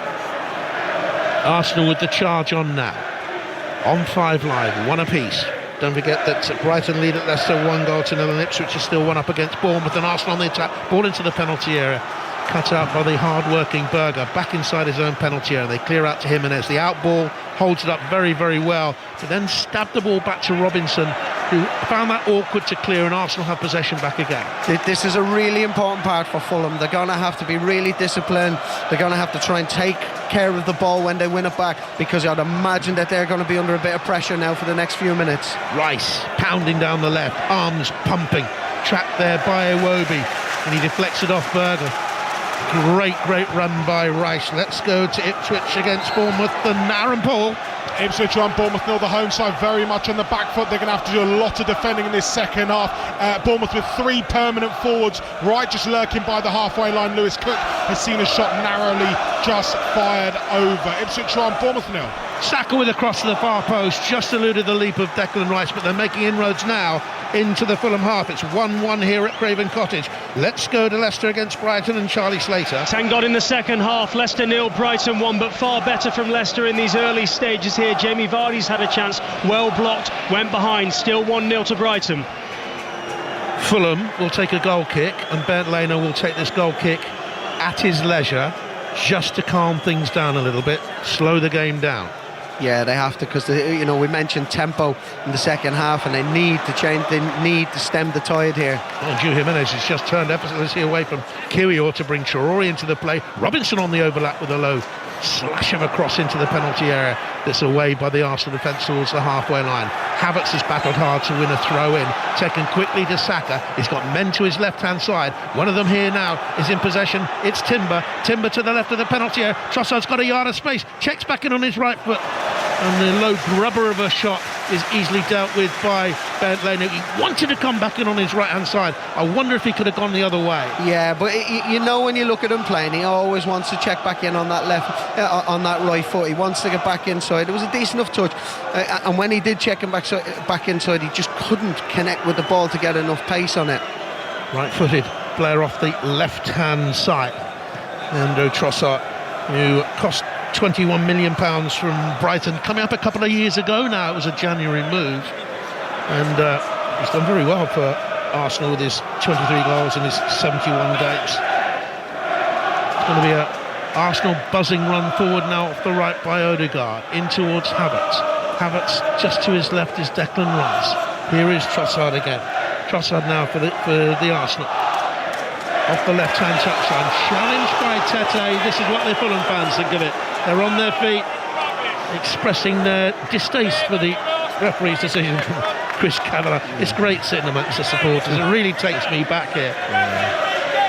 I think it was a free kick. I think he's just overstretched a little bit. Tete might have got a little bit on the ball, but had to go through the man to get there. Arsenal have a real spring in their step at the moment. There's a real good tempo and enthusiasm to the play there. Maybe we didn't see so much in the first half. Odegaard will take this left-footed, 5 yards in from the near right-hand touchline. He's about 12-15 yards outside the Fulham penalty area. Odegaard left-footed into the box. Havertz rose, got something on it. It's a goal kick, headed well wide then from it. Well, if you look at what they do from the free kick, it's a decent enough delivery, but they all come from the back post, and then they place themselves then by the time the ball arrives in front of a Fulham defender, all them Arsenal attackers, and there's a line of them there. They got good contact on it, but not enough to trouble the goal. Let's see if Fulham are going to make a couple of substitutions, and I think that Andreas Pereira will be one of them, certainly, to come on in a few moments' time. Martinelli, meanwhile, is about to come on for Arsenal, who attack down the left. It's Trossard who would have seen Martinelli warming up. Arsenal got a problem, someone's down, in comes across from Martinelli, from Trossard, back to him, cleared back to him, and a great block challenge by Tete gives Fulham a goal kick. You could feel that challenge from up here. He actually rocked into that block challenge, and it's a goal kick, and we'll go to the Hawthorns. West Bromwich Albion against Sheffield United, and Sarah Mulkerrent. 17 minutes gone, goalless between the sides, but it's all been about the hosts. They've been peppering the Sheffield United box with crosses and chances from corners. Nothing doing yet, but they are on top. It's West Brom 0, Sheffield United 0. Rather predictable Arsenal substitution, just shy of the hour. Martinelli for Trossard, like for like. Found it difficult to get into the game, Trossard, hasn't he? Yeah, it's not been his best game. But I think what it shows is the strength and depth that Arsenal have here. Martinelli, just at a time where Arsenal feel like they're, they've been in the ascendancy for most of the game, but where they're starting to make inroads, they're starting to create chances. And Kenny Tete is probably looking now and going, I don't fancy coming up against Martinelli. It's a real test for him. So it just shows the strength and depth. But Fulham have some good changes that they're making here as well. Bringing on Harry Wilson and Andreas Pereira. Smith Rowe has gone off, trudged off, looked a little bit dispirited. hasn't had a great game against his former club, hasn't been able really to influence the game, and Traore likewise flitted in and out. Yeah, listen, he's worked hard, he's been disciplined, but Fulham haven't had enough of the ball for him to really influence the game in any kind of attacking way, or get in and around the box and kind of do anything. So he just hasn't been able to get into the game in possession. Martinelli's first touch, and Sander Berg whips the ball off his toes and gives Arsenal a throw in.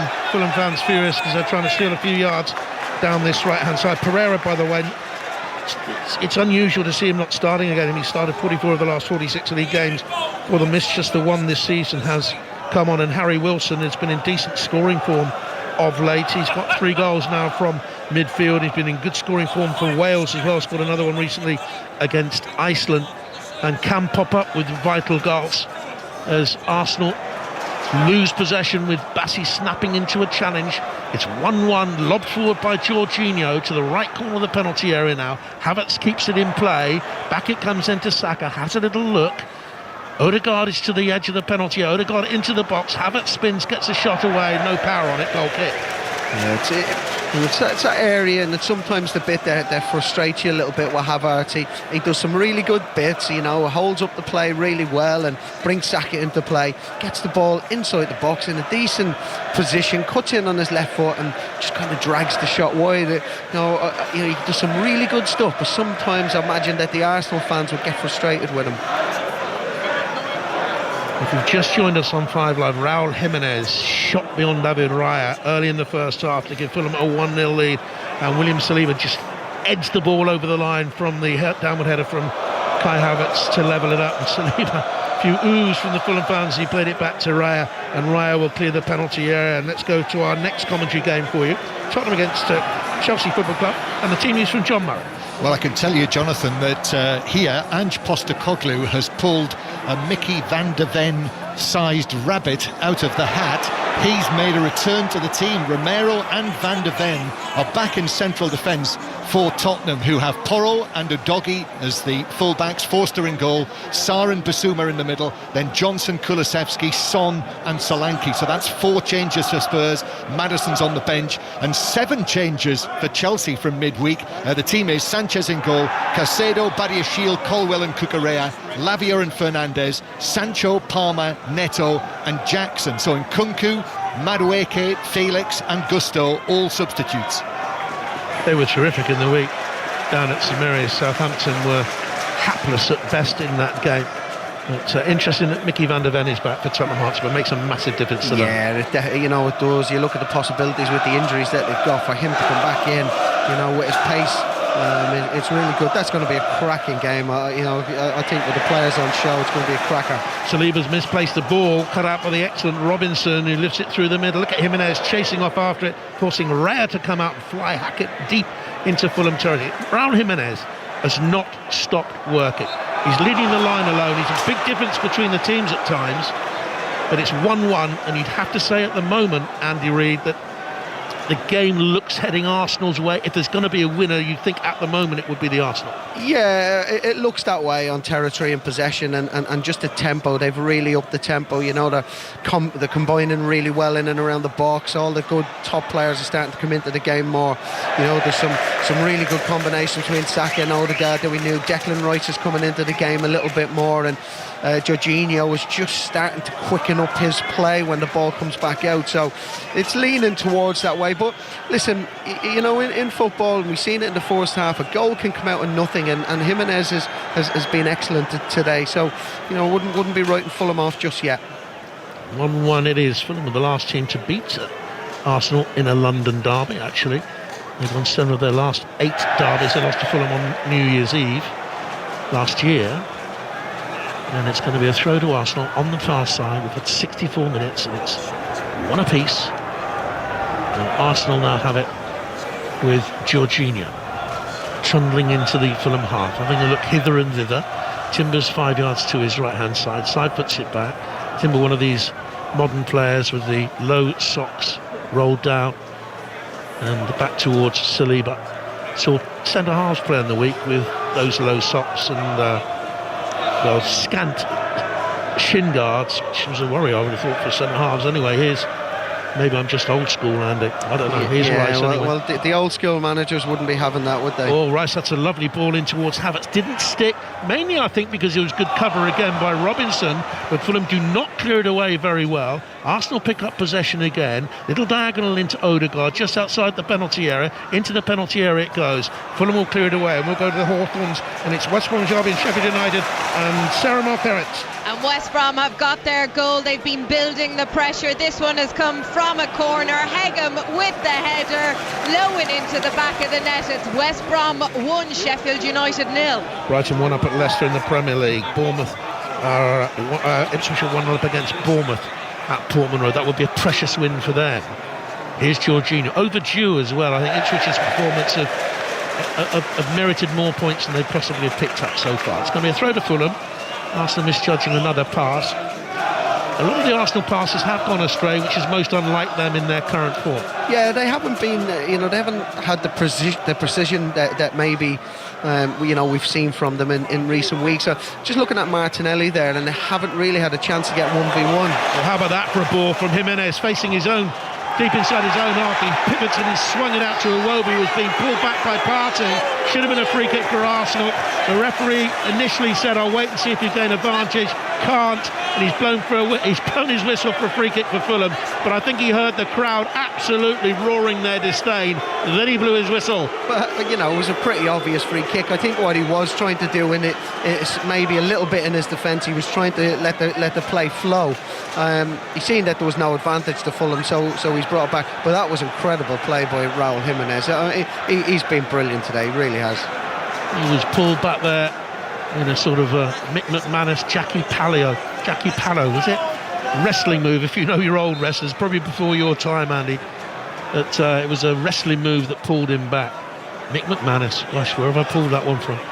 Going to be a free kick from Pereira into the penalty area, headed away by Saliba, just to the edge of the box. Rice completes the clearance of the big hooked volley. Underneath it here was Robinson with a plopped header that deflected that shot from Martinelli. Arsenal have kept it in play. They're inside their own half. It's 1-1 with 67.5 minutes gone. We're midway through the second half then on 5 Live with Tottenham against Chelsea still to come for you from the Tottenham Hotspur Stadium. Then a big week of European football. And Jorginho on the ball for Arsenal. Ball under his right-footed control to Partey. 10 yards backward of square is Saliba, and on it goes to Kiwior. Still no Gabriel. It was a suggestion that he might be back a little bit earlier than expected, but it's going to be a while. I think it's going to be longer for Ben White, clearly. I think Kiwior does a decent job when he steps in, but when Gabriel and Saliba are there, it's probably the best partnership in the league. Martinelli for Arsenal, approaching the Fulham penalty, tries to squeeze between two, Wilson and Tete, got the deflection of Harry Wilson, I think it was. It's going to be a corner here for Arsenal, which always causes anxiety for other clubs. 23 goals now from this sort of set piece, as I said, since the start of last season. There's just a feeling that surrounds the ground. There's like a hush that goes around the ground when Arsenal get a corner. And it was at West Ham last week, and it was a similar feeling. When they get a corner, the place just goes quiet. There's almost a bit of expectation.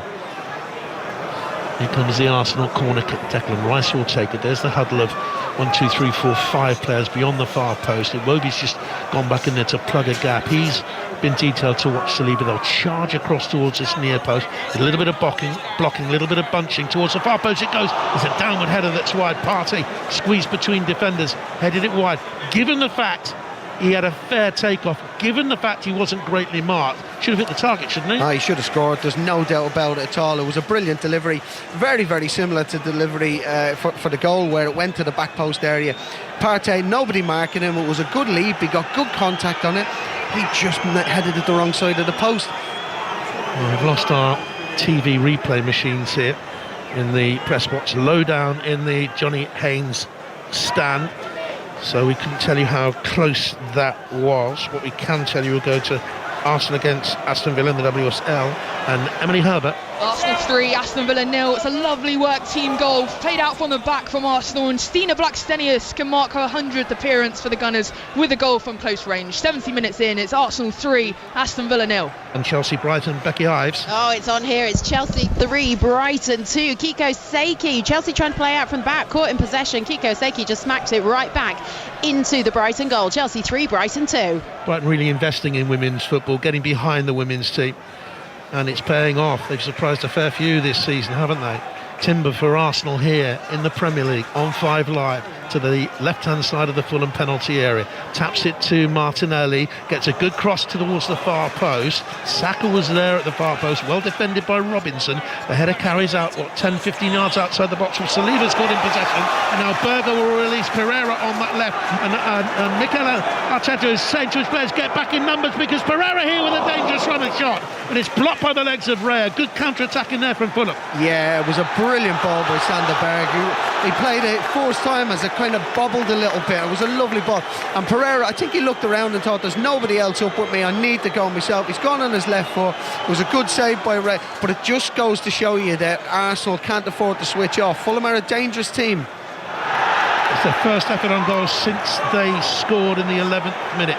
They've conceded a free kick here, Fulham, and there's going to be a card for Robinson, I think it is, for conceding that free kick.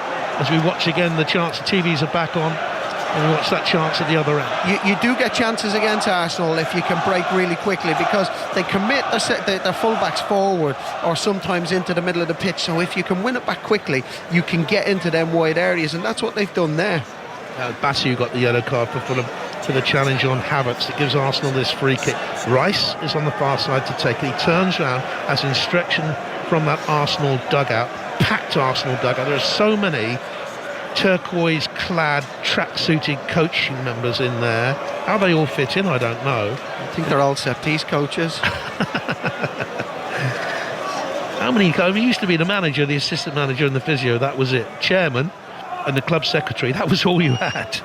In comes the free kick from Rice in the penalty area, headed away by Diop. Little overhead by Martinelli, looks for Partey, and this should be defended by Kenny Teti. He'll tuck it down the line to Jimenez. Jimenez, pressurised by Martinelli, spins to his left. And Martinelli, little clip of a challenge, and Raul Jimenez goes down like a falling tree, and it's a free kick. Oh, it's Panto season soon, isn't it? He must be getting ready for that. It was theatrical, to say the least. He's behind you. Yeah. But he done his job. He won a free kick, and he buys Fulham a little bit of relief from this pressure that they're under. Here comes substitutions. Why we make the most of them. Let's go to Ipswich and Aaron Paul. Ipswich 1, Bournemouth 0. The hosts still leading through Connor Chaplin's first half strike, and they've come very close to a second. Liam Delap feeding Sammy Schmodix in on the right hand side. Schmodix with a rasping drive, beaten away by Kepa. Delap couldn't quite get hold of the rebound. Bournemouth have had loads of possession, but their front men, well, they look like they've run out of a bit of steam. Ryan Christie with their best chance, well head by Aro Muric. As Schmodix go for a shot again, it is Ipswich 1, Bournemouth 0. On come Marino, on comes Jesus, off goes Havertz, off goes Jorginho here. We'll go off to the King Power, Leicester against Brighton. Charlie Slater. Where Brighton continue to lead by 1-0. Leicester flew out of the traps in the early stages of the second half, but Brighton have blunted their attack somewhat since. They've made their changes. Ruud van Nistelrooy has brought on Mavididi, difficult over Reed, and Oliver Skip, but as it stands, Brighton look like they're going to be coming out of here with all 3 points. Leicester 0, Brighton 1. And they'll keep up the pressure on the top 4 sides. Arsenal have this opportunity to go to 31 points, 4 off Liverpool with a win here, but they're being frustrated by a Fulham side who again can be just outside that top 4, could climb up to level 5th on points, I think it is today. That was the way before the Brighton scoreline anyway. It's 1-1 here with 16 minutes to go, so the big question, can Arsenal get all 3, or will Fulham surprise them again? Because we just have 1 or 2 reminders, as Andrew Reid was telling you, that Fulham can still be in this as a goal-scoring threat. Yeah, you know, you think that there'll be a chance or 2 for Arsenal. Will they be able to take or not remains to be seen.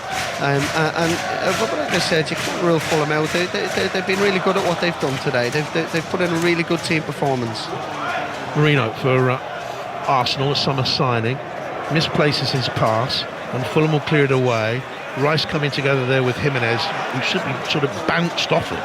But it comes back to Declan Rice with the white boots and the short sleeve shirt and the muddied shirt as well. Out then towards Trossard on the left-hand side, angles back to Rice. A couple of yards of space closed by Berger. Hasn't he? Worked hard. There's a lovely ball in the penalty area, but it just slipped away from Gabriel Jesus, who couldn't react quickly enough, and through to the goalkeeper it goes. Yeah, he was watching it as it was coming over his shoulder, and I don't think he was sure whether he should take a touch or play a first time. But there's a swirling wind out there, and when Declan Rice lifted it, I wonder if it moved a little bit, which made it difficult for him to kind of manoeuvre, or difficult for him to get a touch when it came over his shoulder. Seemed to find it hard judging the drop of the ball as it went through to Bernd Leno. It's a difficult skill anyway, with the ball coming over his shoulder, to pull it down or to get a first time contact on it. What do you do with Gabriel Jesus? Works prodigiously, only the one goal for him this season. He's only had 2 league starts. Last season he had the hamstring problems, didn't it? It's Fulham clear over the halfway line. People say Arsenal need 20 goal number 9. Here's on this left-hand side Martinelli, who does weigh in with his goals to take on Tete. Eyes glued to the ball, Tete. Good full-back position here from him, good body position, and he's helped out as well by Pereira to stop the cross coming in. Well played Kenny Tete there, I think. Now Martinelli strokes it into the box. Tete had switched off momentarily. The cross was looking for Odegaard from a little pull-back in there by Timber, and Fulham will clear, and Saliba's got a chase on here with Jimenez. Jimenez is getting back at him and worrying him and nagging him, and Saliba wins that battle down the line at 1-1 with 13 and a half minutes to go, and Martinelli flies now, and Tete again, good positional sense, good body shape from the fullback, and Fulham will clear it away with Harry Wilson. Well, both Fulham's fullbacks so far this afternoon have been brilliant. You know, Robinson on the left and Kenny Tete is defending there, and they're getting backed up really well. If you look on the far side there, you see Iwobi is backing up his fullback, and on this side Harry Wilson and Pereira is helping out as well. So, you know, really, really good defending, really good teamwork as well. Very well coached side, aren't they, Fulham? Really well coached. Yeah, but Marco Silva is a good coach. We know that. We've seen it with all his teams. He sets them up well. They know how to defend. They know how to attack. They're good in transitions. Here's Martinelli with a cross into the penalty area, headed away back there by Bassi, comes to Rice with a shot, and Leno sprawls to his left and takes it very well. We'll go to the Hawthorns again. West Bromwich Albion, Sheffield United. Sarah McKellens. The visitors are level. It's West Brom 1, Sheffield United 1. A defensive mix-up, a scramble in front of the box, and Callum was there to poke it home through the keeper's legs. It is West Brom 1, Sheffield United 1. First came across Sarah, a women's champion, I think it might have been World Cup Canada or Euros in the Netherlands in 2015 or 2017. She never stopped working. She always seemed to be working. And she's up at the Hawthorns today, working hard with that 1-1. And it's going to be a throw to Arsenal down below us, and it's going to be taken by Ewan Timber, and there's going to be another Arsenal change. Odegaard is going off, protecting him really, you would think, because of those problems. And on for Arsenal will come Ethan Nwaneri, who's this brilliantly talented 17-year-old who's scored 4 goals already this season. He's only had the 1 start, I think it was, but on he comes Nwaneri. Got another goal for Sarah back there at the Hawthorns, I believe. Working hard, Jonathan. It is West Brom 1, Sheffield United 2. The West Brom fans can't believe the capitulation they have seen in defence in the last few minutes. This another defensive mix-up for the hosts, and this time it's Tyrese Campbell who is able to score. It's West Brom 1, Sheffield United 2. Change here, great ovation, really loud ovation for Raul Jimenez, who goes off, who scored that Fulham goal early in the game, and he is replaced by Rodrigo Muniz, who's had to be patient. He's played second fiddle to Jimenez, but he's on here now, broad-shouldered, short sleeve, gloves on, as the late afternoon draws into a dusky early evening, it would seem here. Wintry day on the banks of the Thames. 1-1. Good game of football in terms of pace to the action, although lack of quality perhaps in the final third. Yeah, I think the tempo in the second half has been better. I think Arsenal have really upped the tempo, and they've made Fulham work a lot harder than they did in the first half. So there's a feel to it. The crowd have come right along with the game, which has made it. You can hear them singing now. It was a brilliant ovation for Jimenez as he's gone off, and he deserved it as well. He was incredible today. Goal at Leicester for Charlie Slater. Where Brighton have doubled their lead. Leicester 0, Brighton 2, 10 minutes remaining. Jakub Minter, who is rapid, sprints away from the Leicester defence, twists, turns, does it again, and then fires low past the goalkeeper. Leicester 0, Brighton 2. When Minter gets running, gets moving, it's very difficult to stop him, and that would be a good victory, having lost here, of course, at Fulham. Brighton. Arsenal have possession, chasing the win. Fulham, with their industry today, no, they haven't really threatened the Arsenal goal too many times, just the two efforts on that Arsenal goal, both on target, by the way, but they've worked so doggedly to stay in this game. I think when you play against the top teams, and Arsenal are a top team, they've got some brilliant players, you have to stick together as a team. You have to stick to the job. You have to concentrate. You can't switch off for a second. And, other than the goal that they scored from a set piece, they've been really, really good at doing that. Arsenal win the ball back. Jesus it was, dispossessed Berger. The Fulham fans think it was a foul. I don't think it was. Rice to the left-hand side of the penalty. Martinelli pulls it in. It's blocked by Berger, and it's eventually cleared, or it's blocked by Lukic rather, eventually cleared by Berger. Those two have worked so hard in their throw to Fulham. Yeah, they've been tireless in there. What they have done really well, they haven't just done their own job. We mentioned what it's like playing against one of these top teams. You have to do two jobs. And that's the other side of the job. You have to be prepared to help out your centre-backs, to help out your full-backs. And them two boys in the middle of the park, they've been brilliant. Their work rate has been incredible. Martinelli's just got a really cheap yellow card. It's a throw-in, for goodness sake, halfway inside the Fulham half. The decision didn't go his way. He bounced the ball down truculently. The referee has to give him a yellow card. Fulham fans loved it. How at Martinelli. And it's going to be a Fulham throw. Just a silly, cheap yellow, that. Yeah, but I think we could see that it was a Fulham throw as well, wasn't it? Muniz turns, tries to find Wilson. Lovely recovering challenge by Timber. But the referee will pull it back for the original challenge on Rodrigo Muniz. It's great fun here being amongst the fans. 5 live position. We've got supporters just literally right behind us and just in front of us as well. And every decision that goes Fulham's way, well, it's met gloriously by huge cheers. And we've got 7.5 minutes to go. Been great to be in the company of Andy Reid as well, and it's going to be a free kick here that Fulham will take with Pereira looking across the far side of the penalty. Muniz is there, Diop is up, Bassi now joining him. Arsenal with everyone back, it curls into that penalty area and it's headed away from inside his own box back there for Arsenal, and just edged away. Marino it was who did a good job back there for Arsenal. Given away here though by Robinson to Saka. Saka being pursued by Iwobi, who's pulling back at him once and then nibbles in again. Was persistent, was tenacious. Arsenal have a throw in on that right hand side. 1-1. Yeah, Robinson made a mistake there, but the desire to get back in from Iwobi, and you see this Fulham side, it's been a really workmanlike performance from them. They want to help out each other. They look really together as a team. Alex Iwobi massively improved over the last 12-18 months or so. As we were saying earlier on the programme, we saw that improvement coming at Everton, but he's really blossomed here now. Nwaneri for Arsenal. No fear, chases into the Fulham half, finds on that far side Saka, little nudge ball back to Partey, and it comes to kick from Nwaneri. And Bassi just stuck out a leg and Robinson cleared it away towards the halfway line, stays at 1-1. Rice chasing back into his own half, pursued by Pereira, looks for Raya, takes a touch to the right hand corner of the penalty area and rolls it out on the angle towards Saliba. Checks inside Muniz, strokes the pass to Partey, back to the goalkeeper. Well played, Arsenal. It was great composure to play out there, really good composure. Fulham tried to press, but they couldn't really get close to Arsenal there. Really good play. All this with the rain cascading down on the banks of the Thames, and it's a run here for Martinelli down this left hand side between the touchline and the penalty area. Checks, goes again, Wilson is in front of him, Martinelli darts beyond him, lovely cross attempted, but Leno comes, uses all his height, as a big man at 6'2", stretched gathers, drops on the floor, and will take a couple of seconds. It's so good for the outfield players when somebody goes to the outside, a cross comes into the box and the keeper just comes and claims it. You know, it just takes the pressure off and relieves everybody in the ground can take a sigh, you know, take a deep breath. A huge relief for Ipswich if they can beat Bournemouth.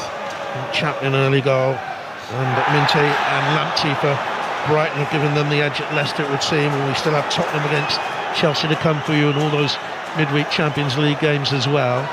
It's a yellow card. Who's that for on that far? Iwobi, is it? Or was it? I think it was for Robinson coming through the back of Saka there. He just barged into the back of him. He didn't let him settle. Just came straight through the back of him there. Oh, yeah. Potentially a little bit harsh. Just, you know, I don't know if it's a yellow card. Not every foul is a yellow. That's not a yellow for me. He caught him, but he almost seemed to be as if he was going down, anticipating the contact. Yeah, he knew what he was doing. But it's a dangerous position now where the free kick is. We've seen Declan Rice just feed one in between the back line and the keeper earlier on in the second half, and I'd imagine that's what he's going to be looking to do again. Andy Reid never played for a free kick in that sort of way, I can tell you. I did, because I like taking them, you see. Rice will take this free kick for Arsenal on the right. Left hand raised high. There they charge in from left to right. One of them is Saliba. It's aimed towards him. Overstruck actually, and Tony Tete just pulled his head away in the last moment, so there wasn't a deflection. It's going to be a throw to Fulham, deep down by the dead ball line on their right hand side. 4 minutes to play on 5 Live. 1-1 it is. This will be... Sorry, Andy. I was just about to say, Nwaneri hasn't really had the chance to get into the game yet, but I am really looking forward to see how this young lad develops. I think he's got an incredible amount of ability and an incredible future ahead of him. He looks so composed. He's got all the physical attributes that you need to be a top player. In his debut when he was 15, here's Wilson spinning the ball into the Arsenal half down the line. Reyes come all the way across here to this touchline to balloon it back forward into the Fulham half, where Timber challenged, where it's brought under control by Jesus. Little back heel then, and on it goes from Big Marina, and on by Saliba in the centre circle. Partey on the angle to the right touchline. Saka back in field it comes. Nwaneri is waiting in a little gap over there to see if he can get possession, but Saliba comes left instead at 1-1. Kiwior, hair plastered over his forehead in the rain, to Jesus with the orange boots on down below. Tries to flip the ball down the line to Timber. That's a stonking challenge by Harry Wilson. Stonking challenge. Leicester, we got goalers for Charlie Slater. Well, Leicester are back in this with less than 4 minutes remaining. Jamie Vardy, who else? De Cordova-Reid has a long-range effort which is deflected straight into Vardy's path. First time into the bottom corner. Leicester 1, Brighton 2. Here's the big comeback on there for Leicester. 2-0 down they were. Can they get something out of the game? It would be precious for them. Now here's Timber for Arsenal, halfway inside the Fulham half. 10 yards in from the left-hand touchline. Out it goes to Martinelli. Martinelli to run into the box. Wilson backs away, hooks that cross in. Oh, it's a dangerous cross. Arsenal, Julian got it now. Saka arriving at the far post, heads it beyond the goalkeeper, but all the work was done by Martinelli. Classic wing play, beautiful cross to the far post, and Saka was all alone to head Arsenal into a 2-1 lead with 2 minutes and counting to go. Well, the two wingers combining, and probably the one time that Tete has let Martinelli come back in on his right foot, and he clips one to the back post. There wasn't an awful amount of pace on it, but Saka's arriving, and it's an easy header from, must have been 3, maybe 4 yards out. He heads into that bottom corner, and it's such a shame this for Fulham, because they have defended really, really well, and the two fullbacks have been absolutely incredible, and it's them two that unfortunately in this case for them have not been able to defend it. It was a lovely piece of wing play, wasn't it, by Martinelli, though? It's brilliant. It's great to see that. It really is. You want them to, to have the options going inside, outside. It was their VAR check on Martinelli on the left-hand side as the ball is played out wide to him. I think he's going to be really tight, Andy. I think he's okay. I think Calvin Bassey, or potentially even Robinson on this side, is playing him on. Yeah, we can just see on the VAR screen Robinson coming into the pitch. It's very, very, very, very tight, but it looks as if Robinson, as you say, Bassey in the middle. Could be Robinson for me playing him on. There was an Arsenal player in an offside position but not interfering. not being active. Both of the goals, if this is given, both of them will have been very, very tight on these VAR checks, and unlucky for Fulham. But is it offside? Well, we can't hear the VAR. We can see a picture of him, and it's offside. It's offside, and the Fulham fans cheer. Martinelli's cross. He was in an offside position, I think. He looks a little bit bemused by it.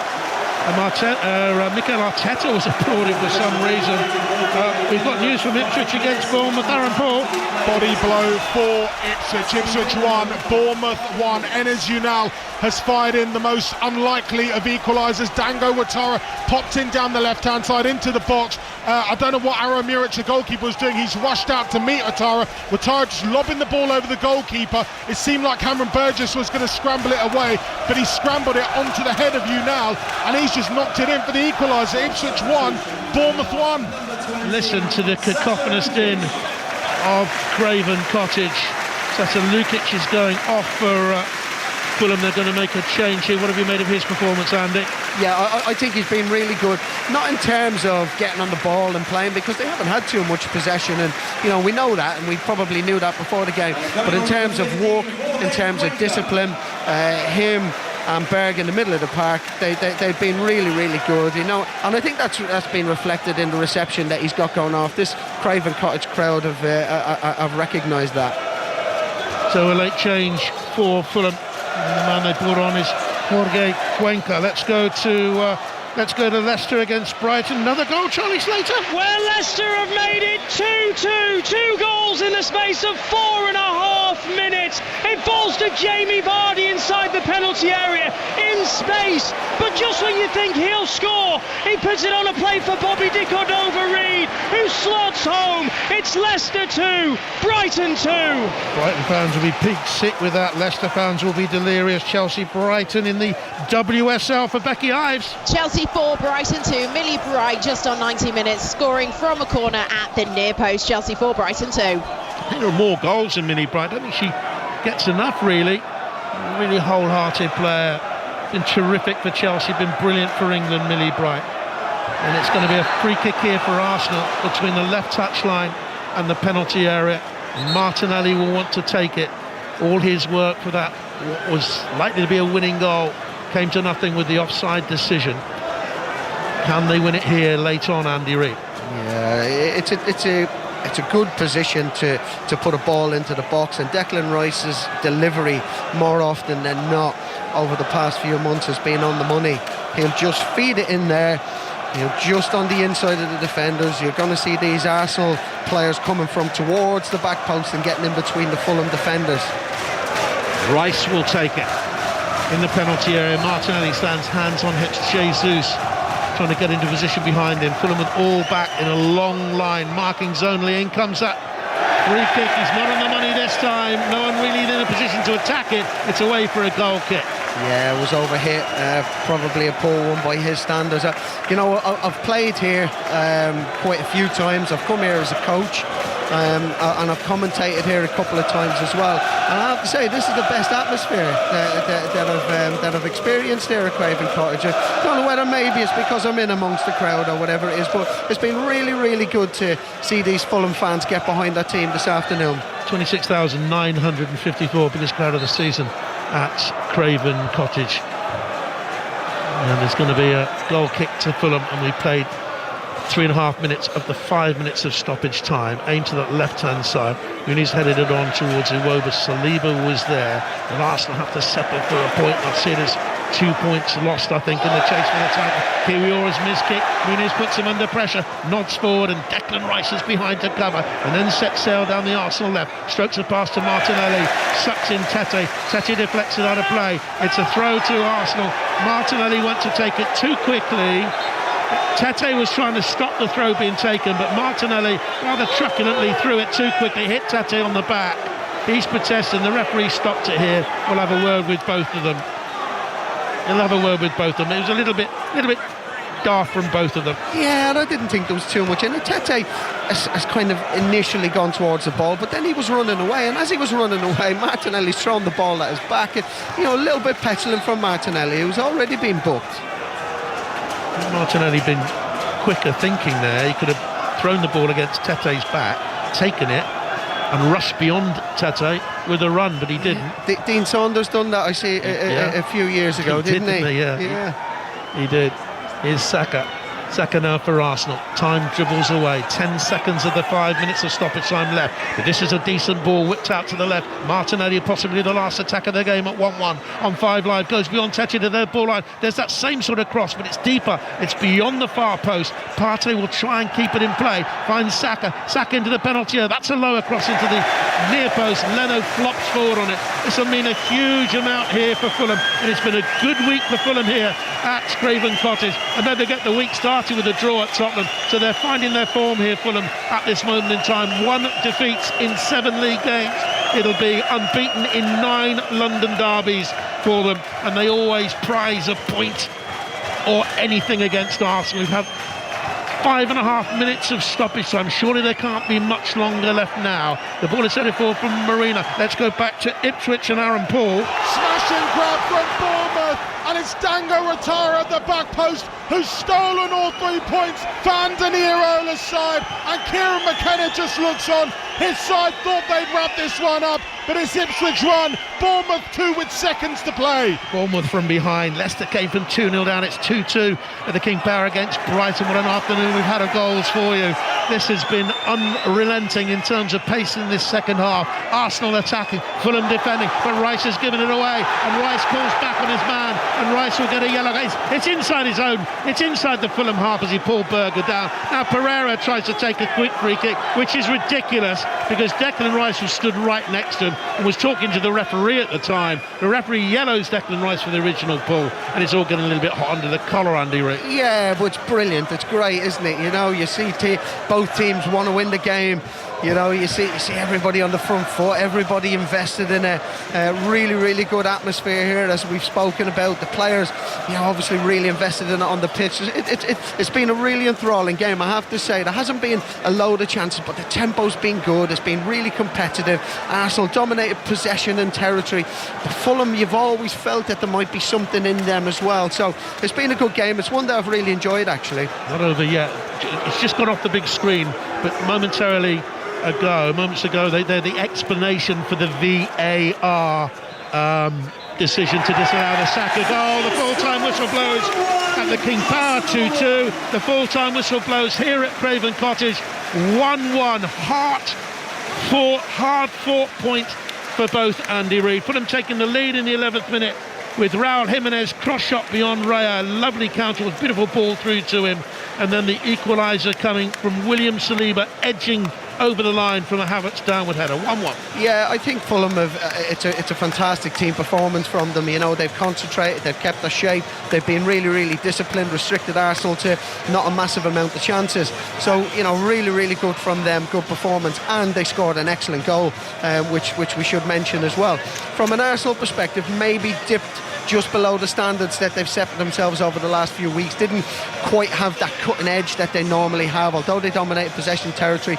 Didn't really create enough chances to go and win the game, and could have won it maybe towards the end with that offside goal that was really, really tight and disallowed by VAR. So they'll be disappointed not to get the 3 points, but maybe when they look back on it, they might think it was an okay point in the end. Linear decision, factual decision, offside is offside, and though they will curse their luck, they can only go away with 1 point. Arsenal. Interesting game here, Steve. Intriguing at times in the wet and the wind on the banks of the Thames, and I'm so gloriously happy for you that you were in the warm. Listen, I would always take being at a football match, and not a bad one at all to be at, Andy. Fulham, good value. Yeah, well, I think they were in terms of them, as I said, keeping that discipline and keeping the shape. They didn't have an awful lot of chances. They didn't really have too much territory. But for discipline and, for sticking together as a team, I think they probably deserve to get something out of this. And, I just kind of mentioned there, and I'm weighing it up myself overall, how will Arteta be feeling. And I think he probably will be disappointed that they haven't created enough to win the game. They've been playing really, really well over the past few weeks, but I think Silva will be in that changing room and he'll be really, really pleased. Jonathan mentioned there they've had a really good week. They've got some really good results, and they top it all off with a draw here and a point against Arsenal. And I know, Jonathan, it's sort of only one game, but there was part of me watching that thought, as good as Arsenal are at set pieces, they have to make sure they're good at scoring from open play as well. Yeah, I mean, it was a lovely worked goal, move for the disallowed goal. It's what they're all about when they are at their best in free play. Darting run by Martinelli, took the full back on the outside, got the cross to his opposite number, the right winger at the far post, Saka. They have one or two moves like that, but I agree with you, Steve, not enough of it. I mean, if you have a look, it was a game short on really good chances, as Andy was saying. Arsenal had 3 attempts on goal. One of those was the disallowed goal. Fulham had 3 attempts on target the entire game. The late shot by Pereira and the goal by Jimenez. So it was a tussle. It was a real tussle here. Conditions played a part. The wind was inconsistent and difficult to read. But if they are going to match Liverpool, who are so wonderfully fluent in their football this season, yes, it has to improve in the area you've just been talking about. Yeah, and Liverpool are starting to feel like the big winners of the weekend without even kicking a ball, because Arsenal and Manchester City have now both drawn. So Liverpool top, 35 points from 14. Arsenal second, 29 from 15. Then Chelsea 28 from 14. Full commentary on their game against Tottenham coming up in exactly 30 minutes' time. Manchester City fourth, 27 from 15. Fulham are in 10th. They could have been even higher, but for events